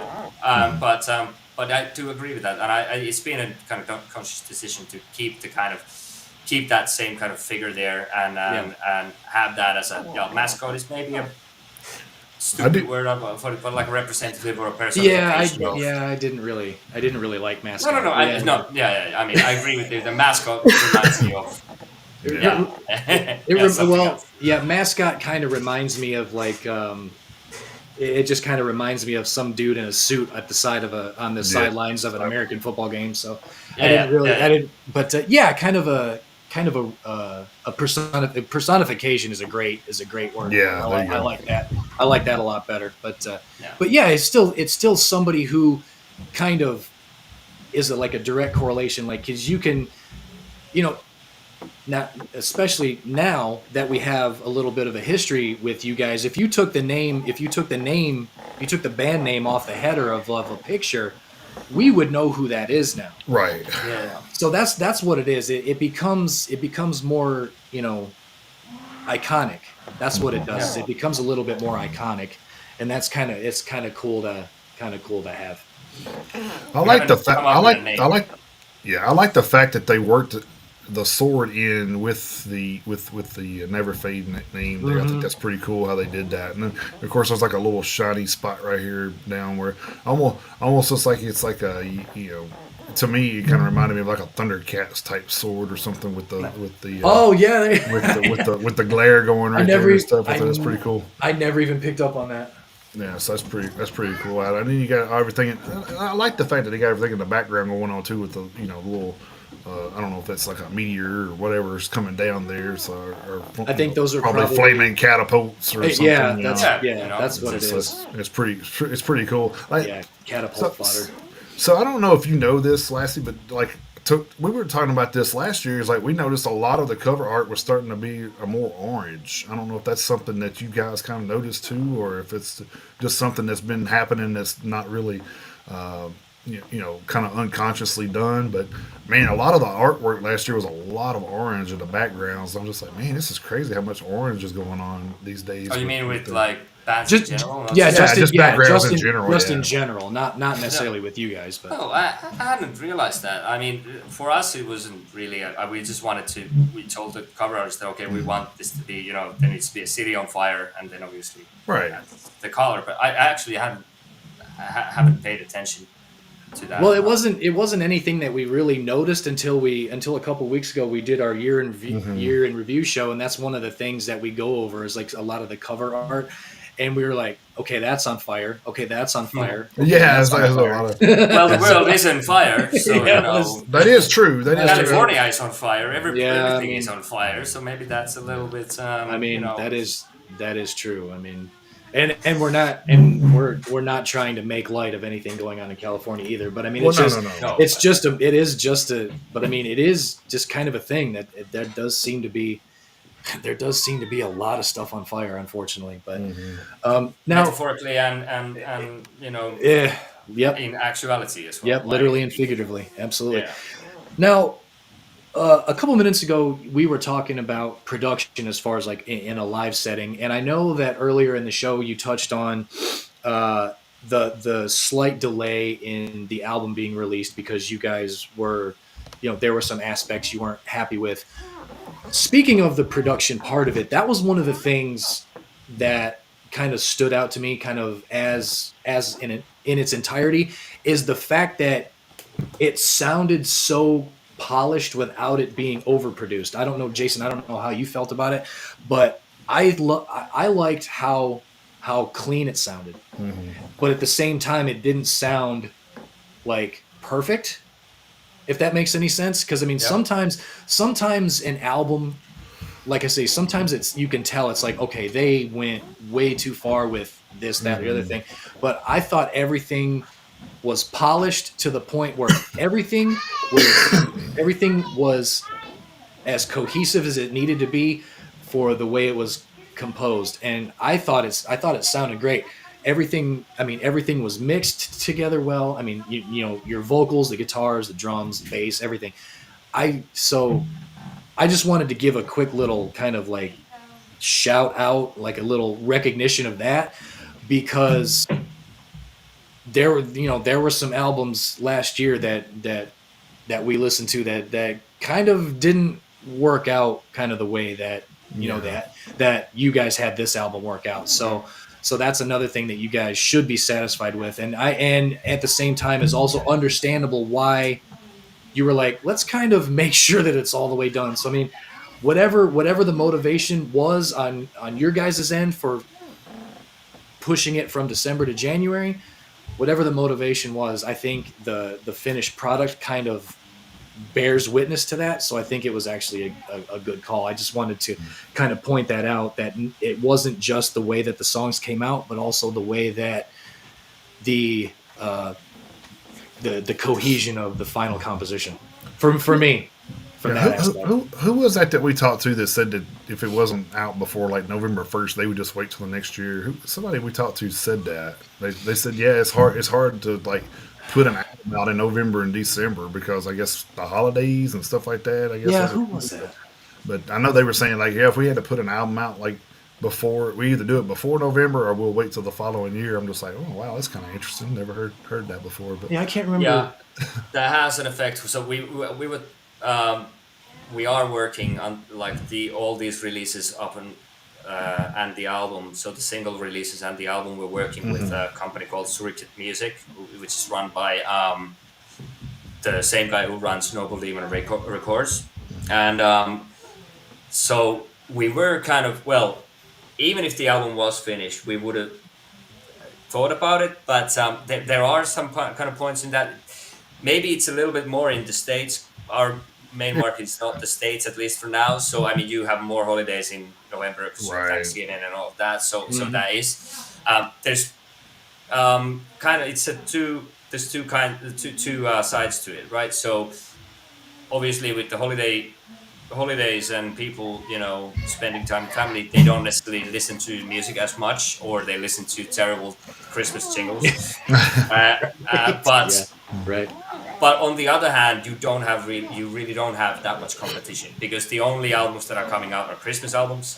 No one, rarely people are releasing stuff in like we noticed that at the end of the year. So we were kind of thinking about it, but then we weren't also happy with the production until like very much to the end of the year. I think we got the final masters on New Year's Eve or something. Okay. So it wouldn't have happened in December regardless. But we might have still moved it to January, but earlier in January. But now we wanted to give it a month and just do the promotions and all of this kind of the legwork, release one more single ahead of it and that sort of thing to get some buzz going on. And I think that was a good call from our end. But when it comes to the production, what you I agree with that. Like the production value, I think you said it exactly what my feeling was, that it feels live enough, but it is still like it doesn't sound too raw. right. Like it's not too polished. It doesn't sound like it's been run through a million compressors or something. Right. Yeah. But it's polished enough that it doesn't sound like it's made in someone's basement. It's an actual album, and I really like that about you. You put it perfectly, Chris, on that. How you said it, I feel the exact same way, and we're really proud of it. There's also a point where when you just listen to the mixes when they come from Daniel Rantanen from JR Audio, was our producer and sound engineer, and he was really, I have to give him a shout out in the sense that he was very patient with us because like everybody has notes always, like, okay, well, in this track that part of the vocal harmony should be 0.3 decibels louder, or ridiculous stuff like this, and like people, like different people hearing different things again, like with Blade 1 we had to go through a lot because there's some effects on after the second chorus when the kind of drum fills start, and there's some kind of Manowar-ish bells and effects there. And then some people like, well, it kind of breaks in these like frequencies, and I was like, I don't hear it, like what are you talking about? And then we had to kind of find a good new way to do it, and we spend a lot of time going back and forth with Daniel on like just notes from each mix he sends us, and but at some point you have to go like, okay, it's good enough. Like at this Right. point, we're just making notes that no one is ever going to pay attention to, right? So like at some point you just have to say, fine, this is good enough. I'm happy with this. You could spend years trying to find, Oh yeah, tweaking every little megahertz thing. and kilohertz of specific, frequencies and stuff. And I'm sure you could drive yourself insane going, it's not perfect. Why is it not perfect? So I mean, it's just if you look at Winter Sun, fucking Time album number 2 or whatever it's called took like 7 million years, and it sounds overproduced because it has 10,000 plugins and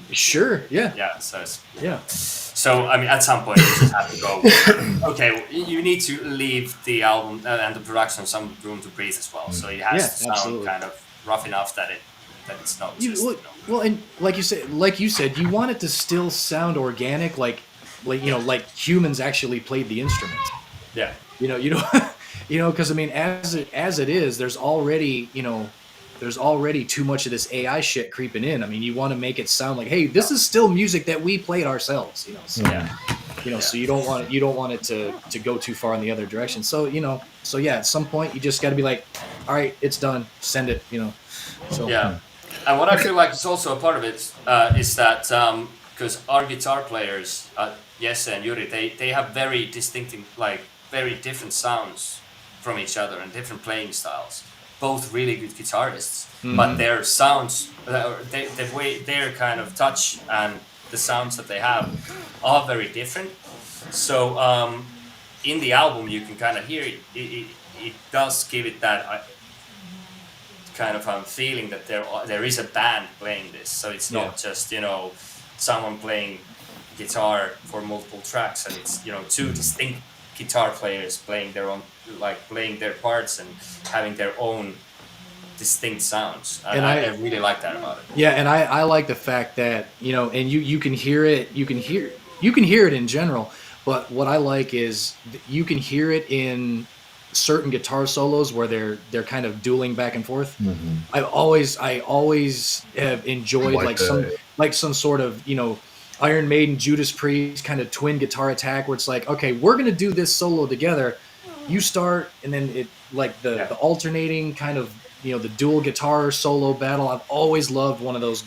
I've always loved a good guitar solo battle, and you can hear it in those songs, and to me it's another great touch of an ode to Priest and Maiden, because they were kind of the more or less the bands who brought that to the forefront, where it's not just one guitar player doing everything. It's like, all right, we have, because obviously one more guitar player, it's an extra element.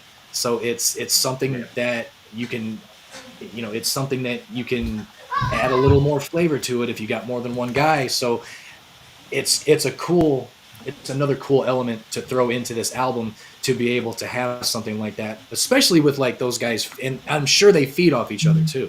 Yeah, there's actually one solo played by me on the album as well. It's on the horror.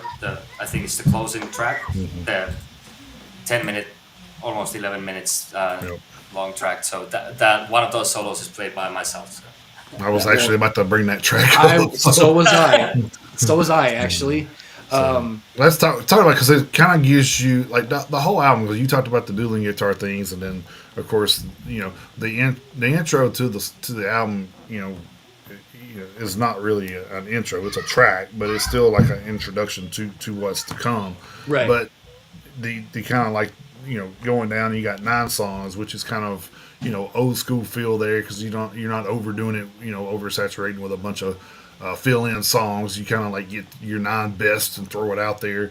I feel like a lot of times, like if I listen to an album that's like 13, 14 songs long, I'm like, man, they just threw that in there, because you could hear it. You know what I mean? You could hear it's like, yeah, they didn't put as much effort into that one. So I think 9 or 10 songs is pretty common nowadays with most bands. They don't want to like throw too much at you at once. And I mean, and it makes sense, because with if you have extra stuff out there, you can always like say, well, it doesn't really fit. Let's throw it out there as a single, and then you got you because I mean with the way things are nowadays with Spotify and streaming services, you can throw a single out there with no worries about it not fitting in with the album. So you can still get it out there, and then like because I mean a lot of bands have done it. Korn's done it. A lot of bands have done it where you'll get a song lead in, and then an album will come out 6 months later, and then that song's not even on the album. You're like, what the hell? So Yeah. Slipknot did it with All Out All Out Life. Life, and Yeah, they did. so I mean, and like one of our favorite songs from them, but it never made the album. It never made an album. Right. So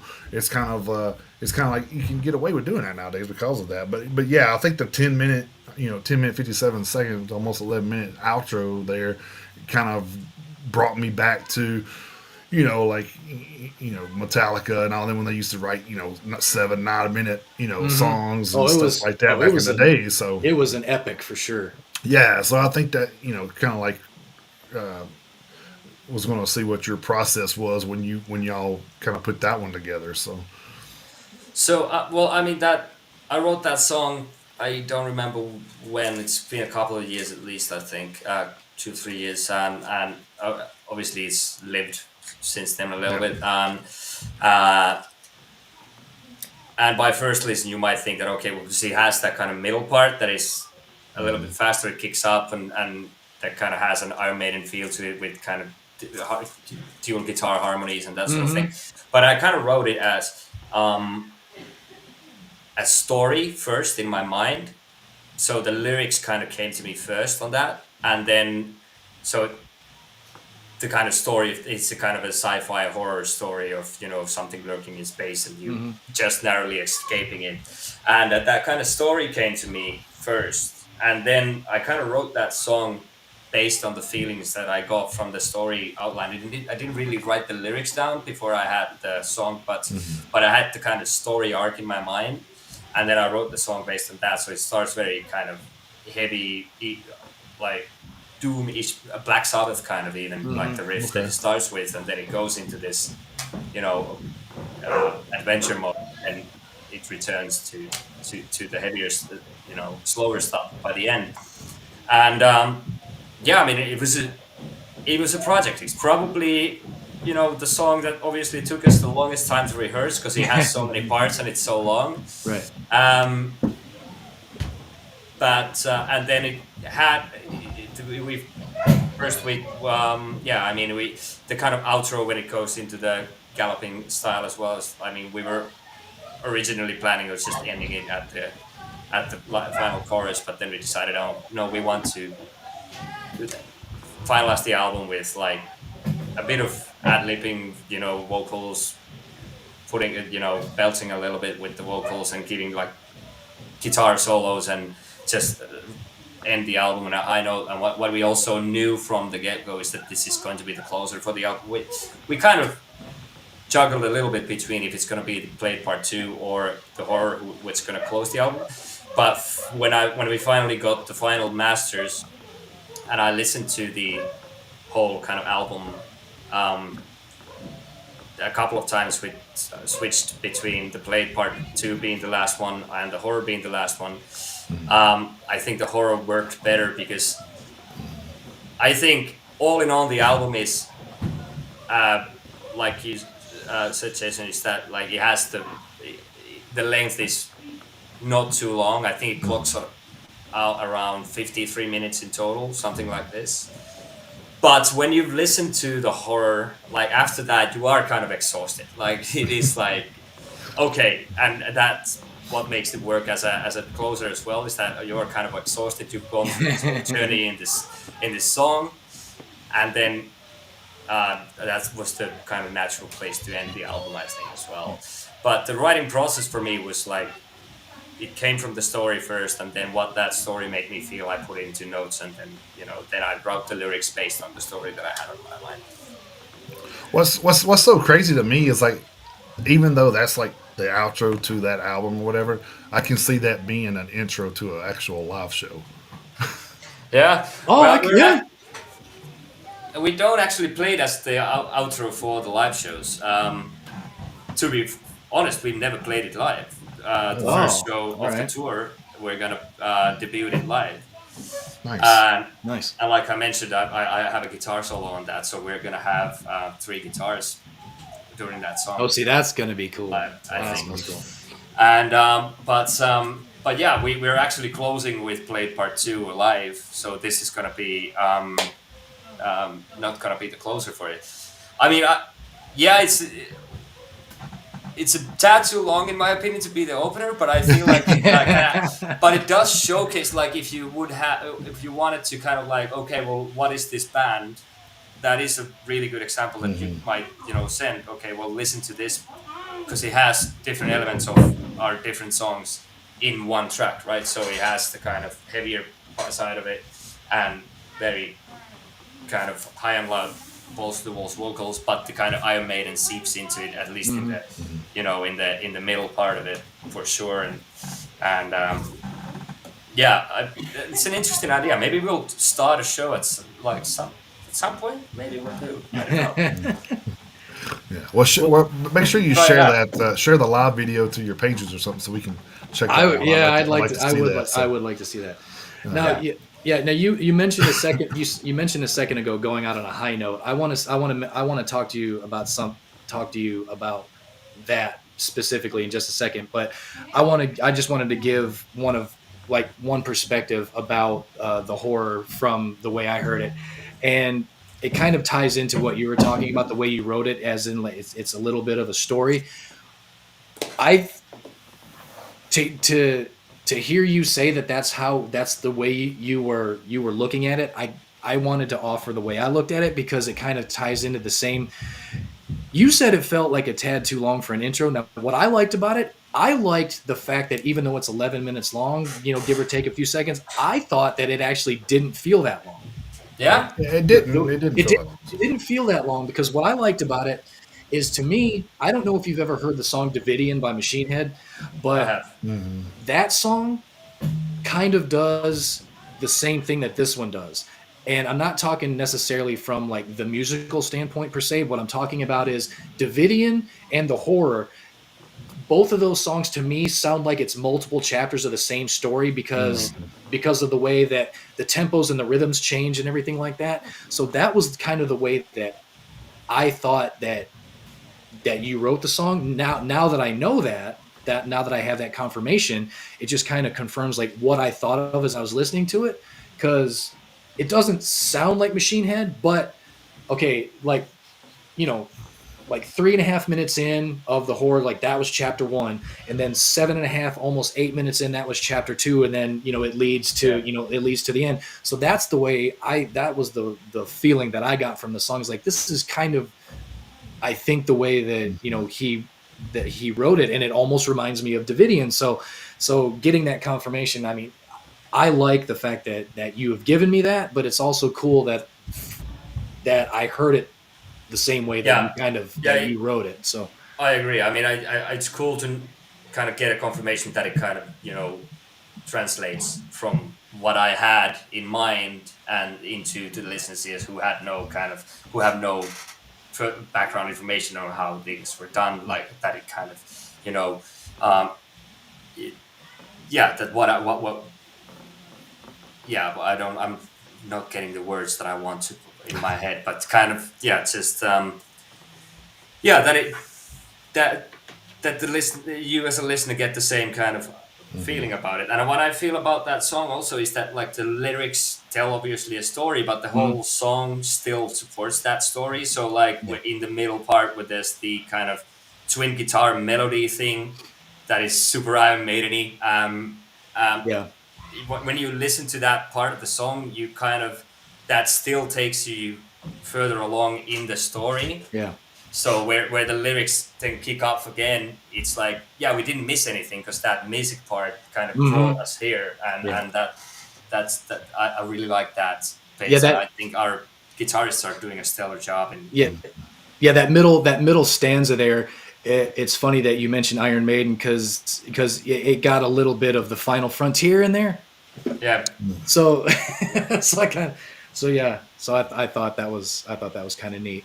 Now, the thing about the high notes that I wanted to bring up, one thing that I absolutely love that you do, and I hope you keep doing it, is, and there are too many artists that do this, and it can get a little overbearing. But one thing that I noticed on this album that you do, and I absolutely thought it was fantastic, is you actually, when you're hitting a note, especially when it's a note that you're actually holding it, and you're not abusing vibrato, because that Mm. sometimes that drives me insane.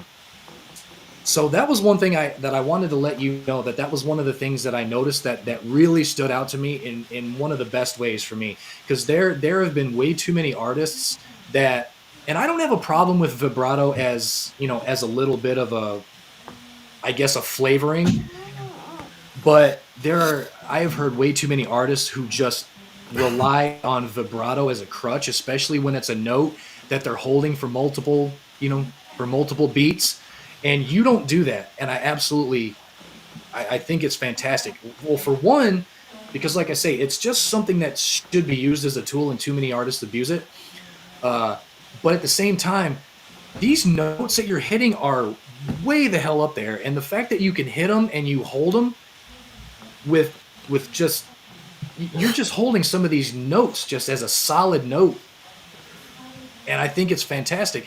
Now, there's plenty of modulation in your voice, but at the same time, you're not, like I say, you're not using vibrato as a crutch, or you're not. It's in there. Don't get me wrong. I know that it's in there. I could hear it, but when some artists, when they're getting to the top of their range, especially if it's a note that they have to hold for a while, it's almost like they can't help but go to that.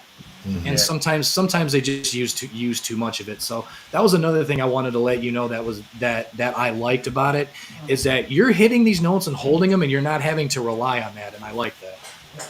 I appreciate that, and it's a conscious choice, and I mean, I agree with you in the certain kind of, especially in power metal, you get it a lot with like singers that, yeah, just overuse kind of vibrato quite a bit, that it just gets tiring, or you've heard it once, you've heard it in every song. It can become a distraction.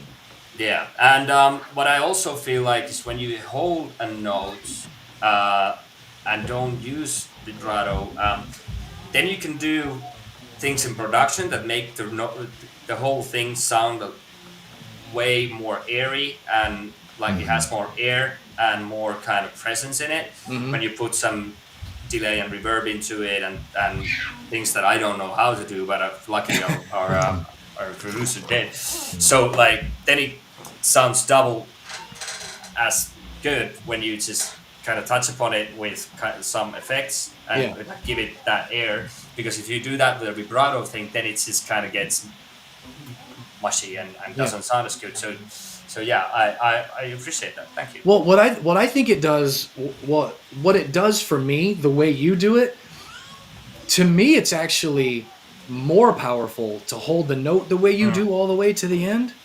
To me, that's actually a little bit more of a stamp on it, because I mean, it just really nails home.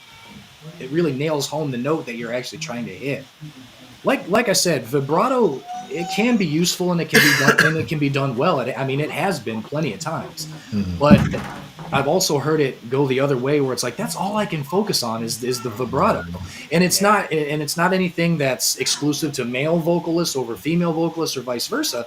It just all depends on it just all depends on like the album, really, because but that was one of, like I say, it's one of the things that, on a positive note, of course, one of many positive notes, to be honest with you, that was one of the things that I noticed. Like, I have to tell him about this, because I mean, you're, like I say, there was, I even made a couple of specific notes. You did it on Assassin and on Voyager, and Yeah. you hit these notes, and like I said, you just held it to the end, and it just drove it home. So, like Especially I say, Voyager is like that's my favorite song on the album. Yeah. Like that's my favorite. It's written by Jesse, and it's yeah, that song is my absolute favorite. And I And- think the vocals that on that track are probably the best ones I've ever laid out on any recording ever, in my opinion. Like that song is I think did a really good job on that. So I'm happy to hear Yeah. that it's a highlight there as well. Yeah, and Voyager was also another one of the songs that I made a special note about how fantastic the guitar solo was. Yeah, So it's so not really only good. yeah, so not only are you hitting these remarkable notes and holding them on that song, but I mean the way the guitars are written too is just it's just stellar, really. Hey, I wanna point something out about the show that I don't know if it's done this before or not, but I just now noticed this like when we're doing the interviews. Did you notice the and is like right in between both of our pictures? Oh God, no, I didn't. No, I didn't. Yeah, I just now noticed that. I said that's kind of No, weird. I That's kind of didn't. fun. No, I Now I just need to swap our pictures so it actually is Chris and Jason. So nope, I never. It took me even when you said something, I was like, "What is he talking about?" And then I saw, it, I was like, "Oh, but in between our pictures, yeah." yeah, Nope, I never Yeah, noticed that. that's That's true. I like that. Hmm. That it's is pretty. cool. That's pretty wild. Yeah. So I wanted to bring that up before we like ended and Lassie was gone and you didn't see it. So I was like, oh, I noticed it about 20 minutes ago. I was like, wow, I just now noticed that. Nope, This actually the I and's never like noticed right in that. between both of our pictures. So I it's kind didn't of funny. notice. But like I said, I have to go back and look and see if it does that all the time with guests or not. But that's kind of wild. But anyway, I know we're running on 2 hours right now, so I wanted to give Lassie a chance to tell everybody about upcoming dates. You know, of course, the release of the album's coming up, and then of course some concerts, shows, and stuff that you guys got coming up. You want to Right. share any of Sure. that? Absolutely. So, first of all, thanks for having me again. It's been a pleasure. Oh, absolutely, Can't believe man. it's been 2 hours. It's been, I know it kind of super just fun. Yeah, it just flies yeah. by, right? It does. And yeah, so obviously we released the new single, "The Blade Part One," 2 days ago. You can listen to it on Spotify.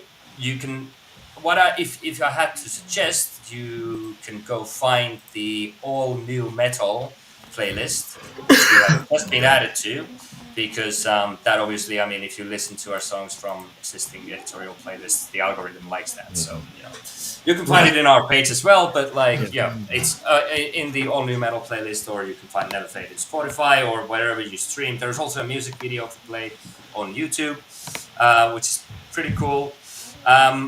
The album Thieves in the Night is going to be out on the 31st of January.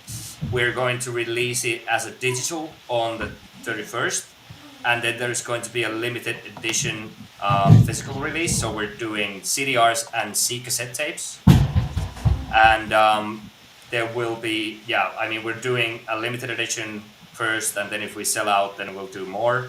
But we Cool. will Yeah. set out a pre-order as well. More on that in our Instagram and Facebook pages. So at Neverfade Finland or Neverfade in Facebook. But yeah, I mean, that's about the album. With the pre-order, if you pre-order it, you get some additional goodies like shirt like this and Oh, a nice. patch and a button. And yeah, and then we're going on tour. So we're doing mainly Finland, Seinäjoki, Bar 15 on the 8th of February, Suistaklubi Hämeenlinna on the 21st of February. That's a new wave of Finnish heavy metal evening with Barrel and Sotakone. Then we're doing Tampere on the 7th of March, a northern leg, so Oulu and Rovaniemi in mid-April, Pori in May, and then Latvia in August. Yep. More dates are coming soon so we're taking the summer off because I mentioned earlier our drummer is multiplying, so we're Right. taking a few months off from touring, and we're gonna focus that on writing new songs. So if you join us on some of the shows to the end of this leg, we might play some one or two new tracks that are not on the album, and definitely in the nice. fall when we do Helsinki and maybe some other dates, then there might be some new tracks there as well. So, but That'd be stay cool. tuned on those. You can find all the news in Instagram and Facebook. And yeah, check out New Wave of Finnish Heavy Metal.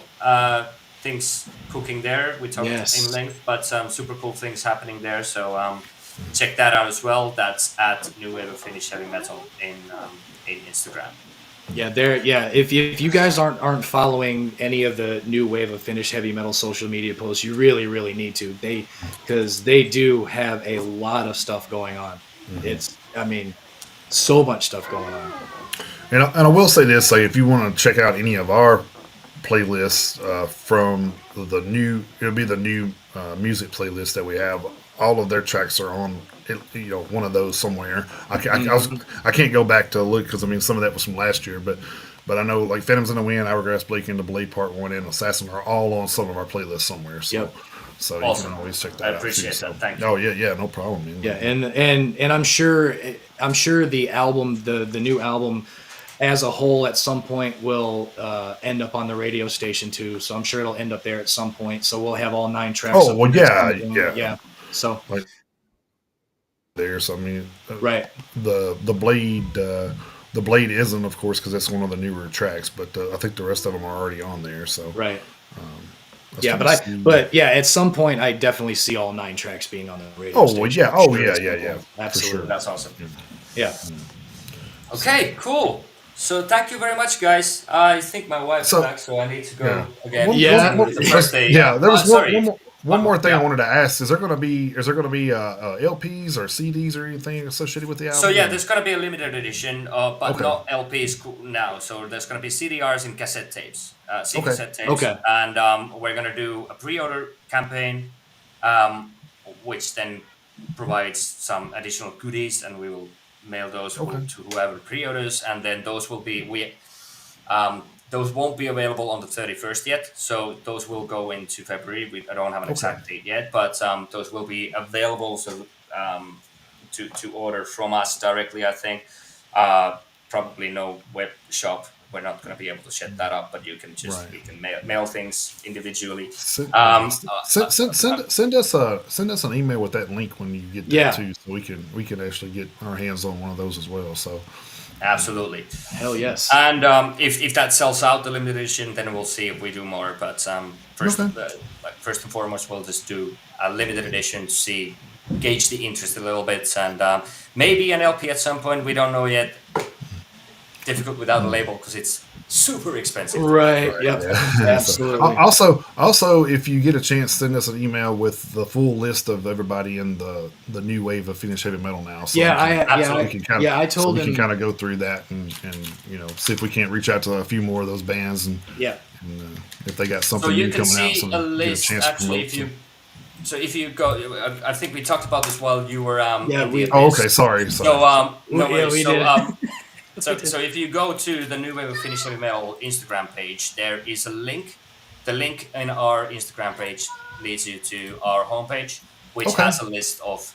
It's in Finnish, so you'll have to translate it. But Right. there is a full list of every band, and then there's at least I think one band that hasn't been announced yet. So Okay. that will be added there as well. I know for a fact, I think that 2 of the bands are releasing new material in the coming couple of months. Okay, so we definitely maybe need to those touch guys base will be with them. interested to Yeah. join the podcast. Yeah. Like I said, I- the more visibility we get on you guys, the better. It's like I said, you guys working together as a whole. Whoever we can get on the show to promote it. I mean, I'm all for it. So Yeah. Absolutely, and I'll send a message to our group saying that hey, I did this podcast, and they can reach out to you directly as well. for Oh sure. yes, So I'm sure they will. absolutely. Because I mean, that's how we got you guys, and that's how we got Reality Machine. They, you guys reached out to us and say, "Hey, I seen this." Actually, I think you said, "Hey, we seen the interview with Barrel," and then I think Reality Machine said, "Hey, we seen the interview with Neverfade." So that was how it happened. Yeah. So it's we're down for whatever. Absolutely. So. Yeah. I Absolutely. mean, we can do as many of these Saturday morning interviews we need to with you guys over there in Finland. So. Yeah. Awesome. All right, thanks guys. I'm going to Lastly- jump off now. Yep. Lastly, we appreciate it, man. Tell your wife happy birthday and Absolutely. from enjoy both your of us. enjoy your evening. Thank you for joining us again. So Cheers. Thank you All right. very much for having me. Yes, Have sir. a nice day as well. All right. You too, You man. too. See ya. Ciao. Lassie Landstrom, part 2. Part 2, yeah, Part 2.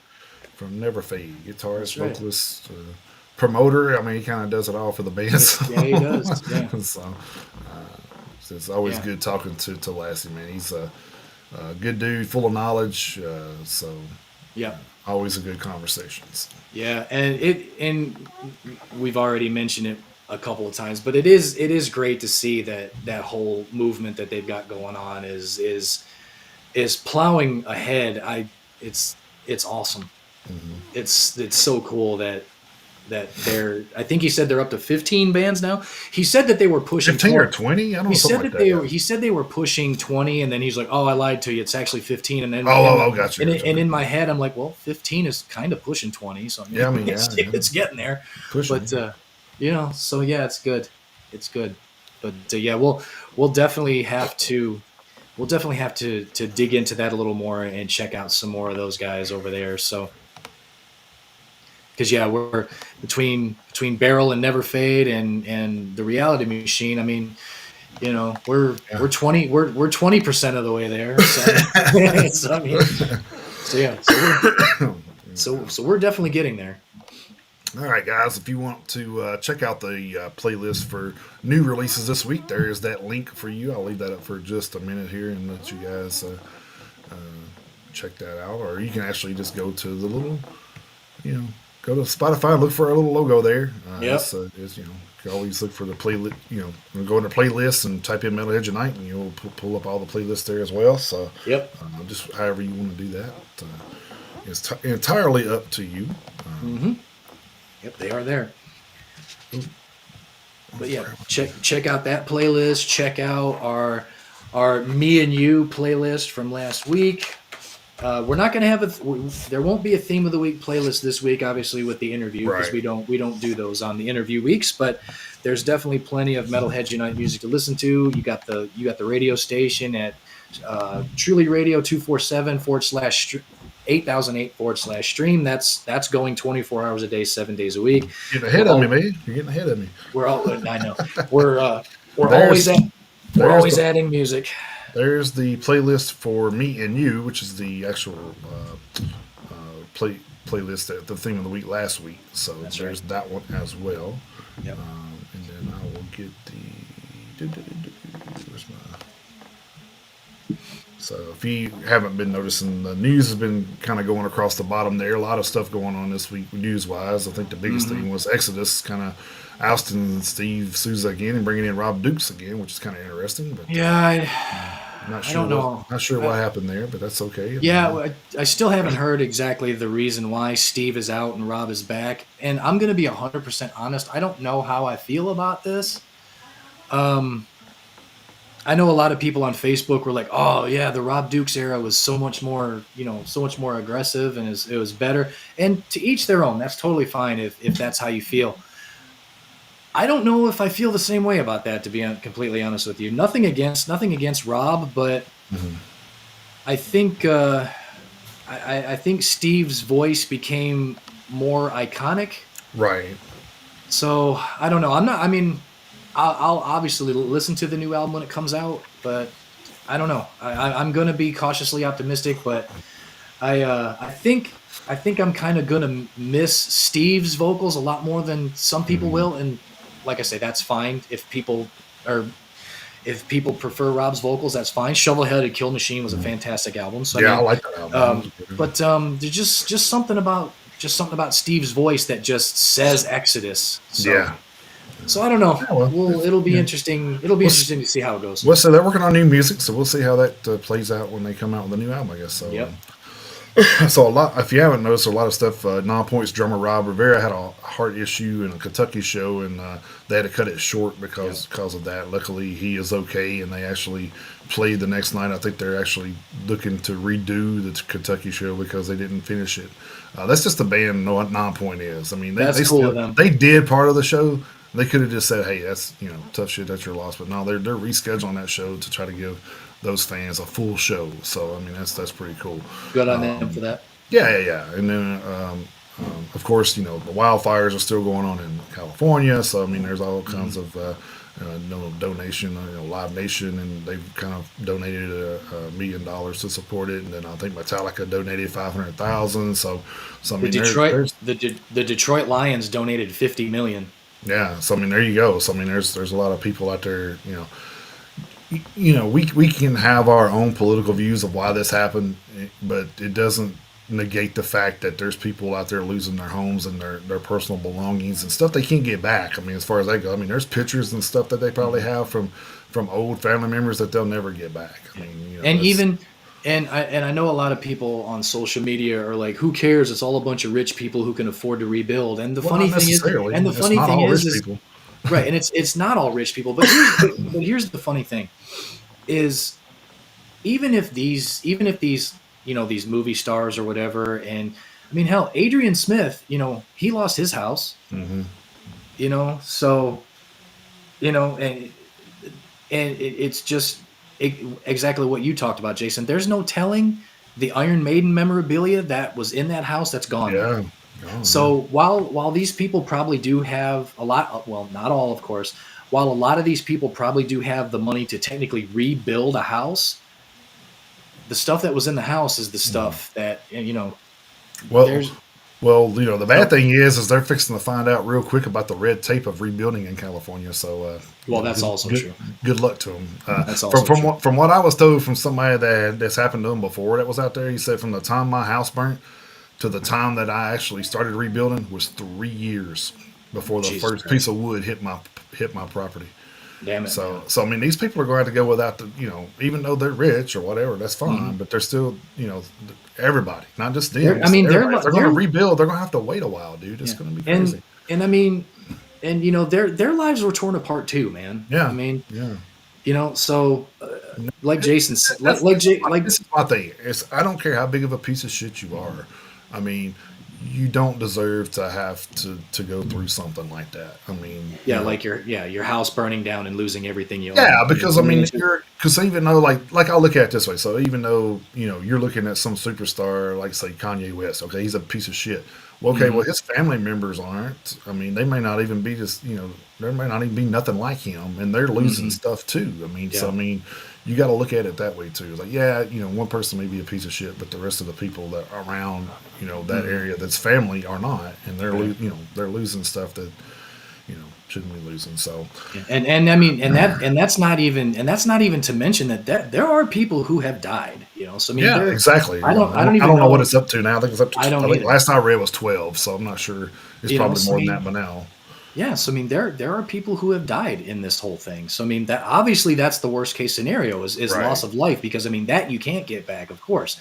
But I mean, there are entire neighborhoods and almost entire cities that are fucking gone, man. Yep. Just I mean, it's I mean, and trust me, we're not forgetting about North Carolina just because it's California. Well, no. So I mean, there's shit going on both coasts where there are zip codes that are almost completely wiped off. Well, there's people so the thing that bothers a lot of people, I think, is there's people in California that's still without, they're still like homeless pretty much because they can't, they can't do anything. So I mean, a lot, to me, it's crazy to be out there and not be able to get flood insurance. That's just unreal to me, how that happens. But I mean, insurance companies are to blame for that. So I mean, it's not really on anybody else but them. So insurance companies suck. Yeah, they're it's a rip off, but unfortunately, we have to have those things to cover us when we do need it. So right. But then you gotta jump through every fucking hoop to get it, even though you pay for it every month. All right, and then of course you see there, Des Fafara postpones all the Cold Chamber Devil Driver shows to focus on his health. So hopefully he gets better and we can they can get back on the road and all that. But I think the one that surprised me most was Sumo Psycho's drummer Joey Muha was in a serious accident and he's in an induced coma. But they said he was stable, so I'm not sure how that works. I don't know how you're stable in a coma, but I mean I'm not a doctor, so I don't know. But right. I still think that's they actually were Sky and. Her boyfriend or husband or her, whatever, they're both in the band, but they actually did a live post on Facebook and was talking about how he was late for rehearsals and they didn't know what happened, and then like an hour later they got the call saying, oh, he was in a bad car accident. So there's like a card that went out, virtual card that went out to him, and then it's signed. Golly, dude, I didn't realize how big of a following that band had, but it's got I'm pretty sure close to 1,900 signatures on it now or something like that. Nice. That's pretty wild. So, of course, from us here at Metalheads Tonight, we hope speedy recovery. Hope he pulls through and Yep. And, you know, you guys can get back to doing what you guys love doing. So, Yep. and then of course, a congrats to Lamb of God's Art Crews for celebrating 2 years of sobriety. So, you know, then of course, Hell yeah. Warbringer announced March and April dates that are nowhere near Tennessee. So, Yeah, you of know, course. we're not gonna talk about that. And then Fear Factory is going to complete their new album since they have canceled their tours for this year. So there we go. So a lot of Always, there can always be a silver lining to a tour getting canceled. So I guess, yeah, more new music for us, I guess. So that's right. but that is kind of the news in a nutshell there. If you kind of was interested, so and then we can get to our personal advertising here. So, That's right. as Chris said, stream the 24/7 radio station at stream.trulyradio247.com/8008/stream. I actually put 160 songs on that this week. So, Oh, nice. There you go. So there you go. So, and then there's all of our socials there: Facebook, X, YouTube, Instagram, TikTok. You know, while it's available, Rumble, Right. Spotify, and Twitch. Still seeing mixed reviews on that. I'm not sure how that's going to work, but you know, as long as it's there, we're gonna utilize it. Yeah. So.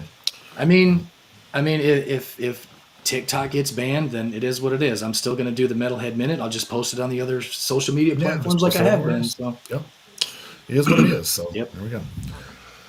All right, guys. Well, like I said, thanks again to Lassie for joining us once again from Neverfade, and Thanks for Ari for stopping by too while he was working. yeah. Thanks for Ari, and like of course, you know, new music coming up from him as well. We've kind of been conversating on the side a little bit about that. So we actually probably get Ari back on the show at some point this year, and we can talk about his new music and the last record because we haven't talked about the last record. That's right. With him. So That's right. We'll get some music out of him again this year. So that'd be That's cool. right. And like to me, like he just gets better and better, dude. Like it's just unreal how much I like the second EP better than I did the first one. It's crazy, but And the first one was ridiculously good. So well, that's what I'm saying. Yeah, Like it wasn't like it so was good. bad. It was just that's just how Yeah. good the second one is. Right. Yeah. Man. So hopefully we'll get that back going. So anyway, thank you guys for stopping by with us today, and hopefully you enjoyed the interview. Sorry that things on my end went awry there for a minute, but it's okay. It's all part of a live broadcast. So, Yeah. We held it together fine. So yeah. But, That's so the yeah. good thing about having more than one person doing this thing. So that is true. That is true. so one person flakes out, then the other ones can carry on. So. Well, I mean, you didn't flake out. Well, no, my computer just kind of like wanted to do its own thing. I was like, what is it doing? Why is it restarting? Like it's last I knew it was set up for 2 a.m, so I'm not sure why it did that. But Yeah. I'll have to figure it out. So first time that's happened in a while, so I'm not sure. That is true. That's been a minute. So, but yeah, thank you guys for coming and hanging out with us on a Saturday morning. As of right now, I would say we'll probably be back this coming Friday at 10 at our normal time. Of course, that's always subject to change whether or not we're able to secure an overseas guest. So if that should happen, we'll let you guys know as soon as we can. If not, we'll see you guys see you on Friday at 10. Yep. Hope you guys enjoyed the show. See you back here next week. And also want to remind you guys that the Year in Review show is up on Spotify and Rumble now. So if you want to check that out, it's up there.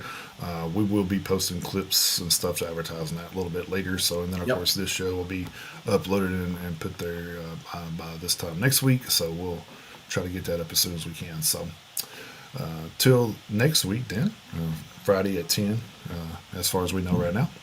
We'll see you guys then. Until then, keep those horns held high. Jump in that pit anytime you can. Have a great week, guys. Thank you.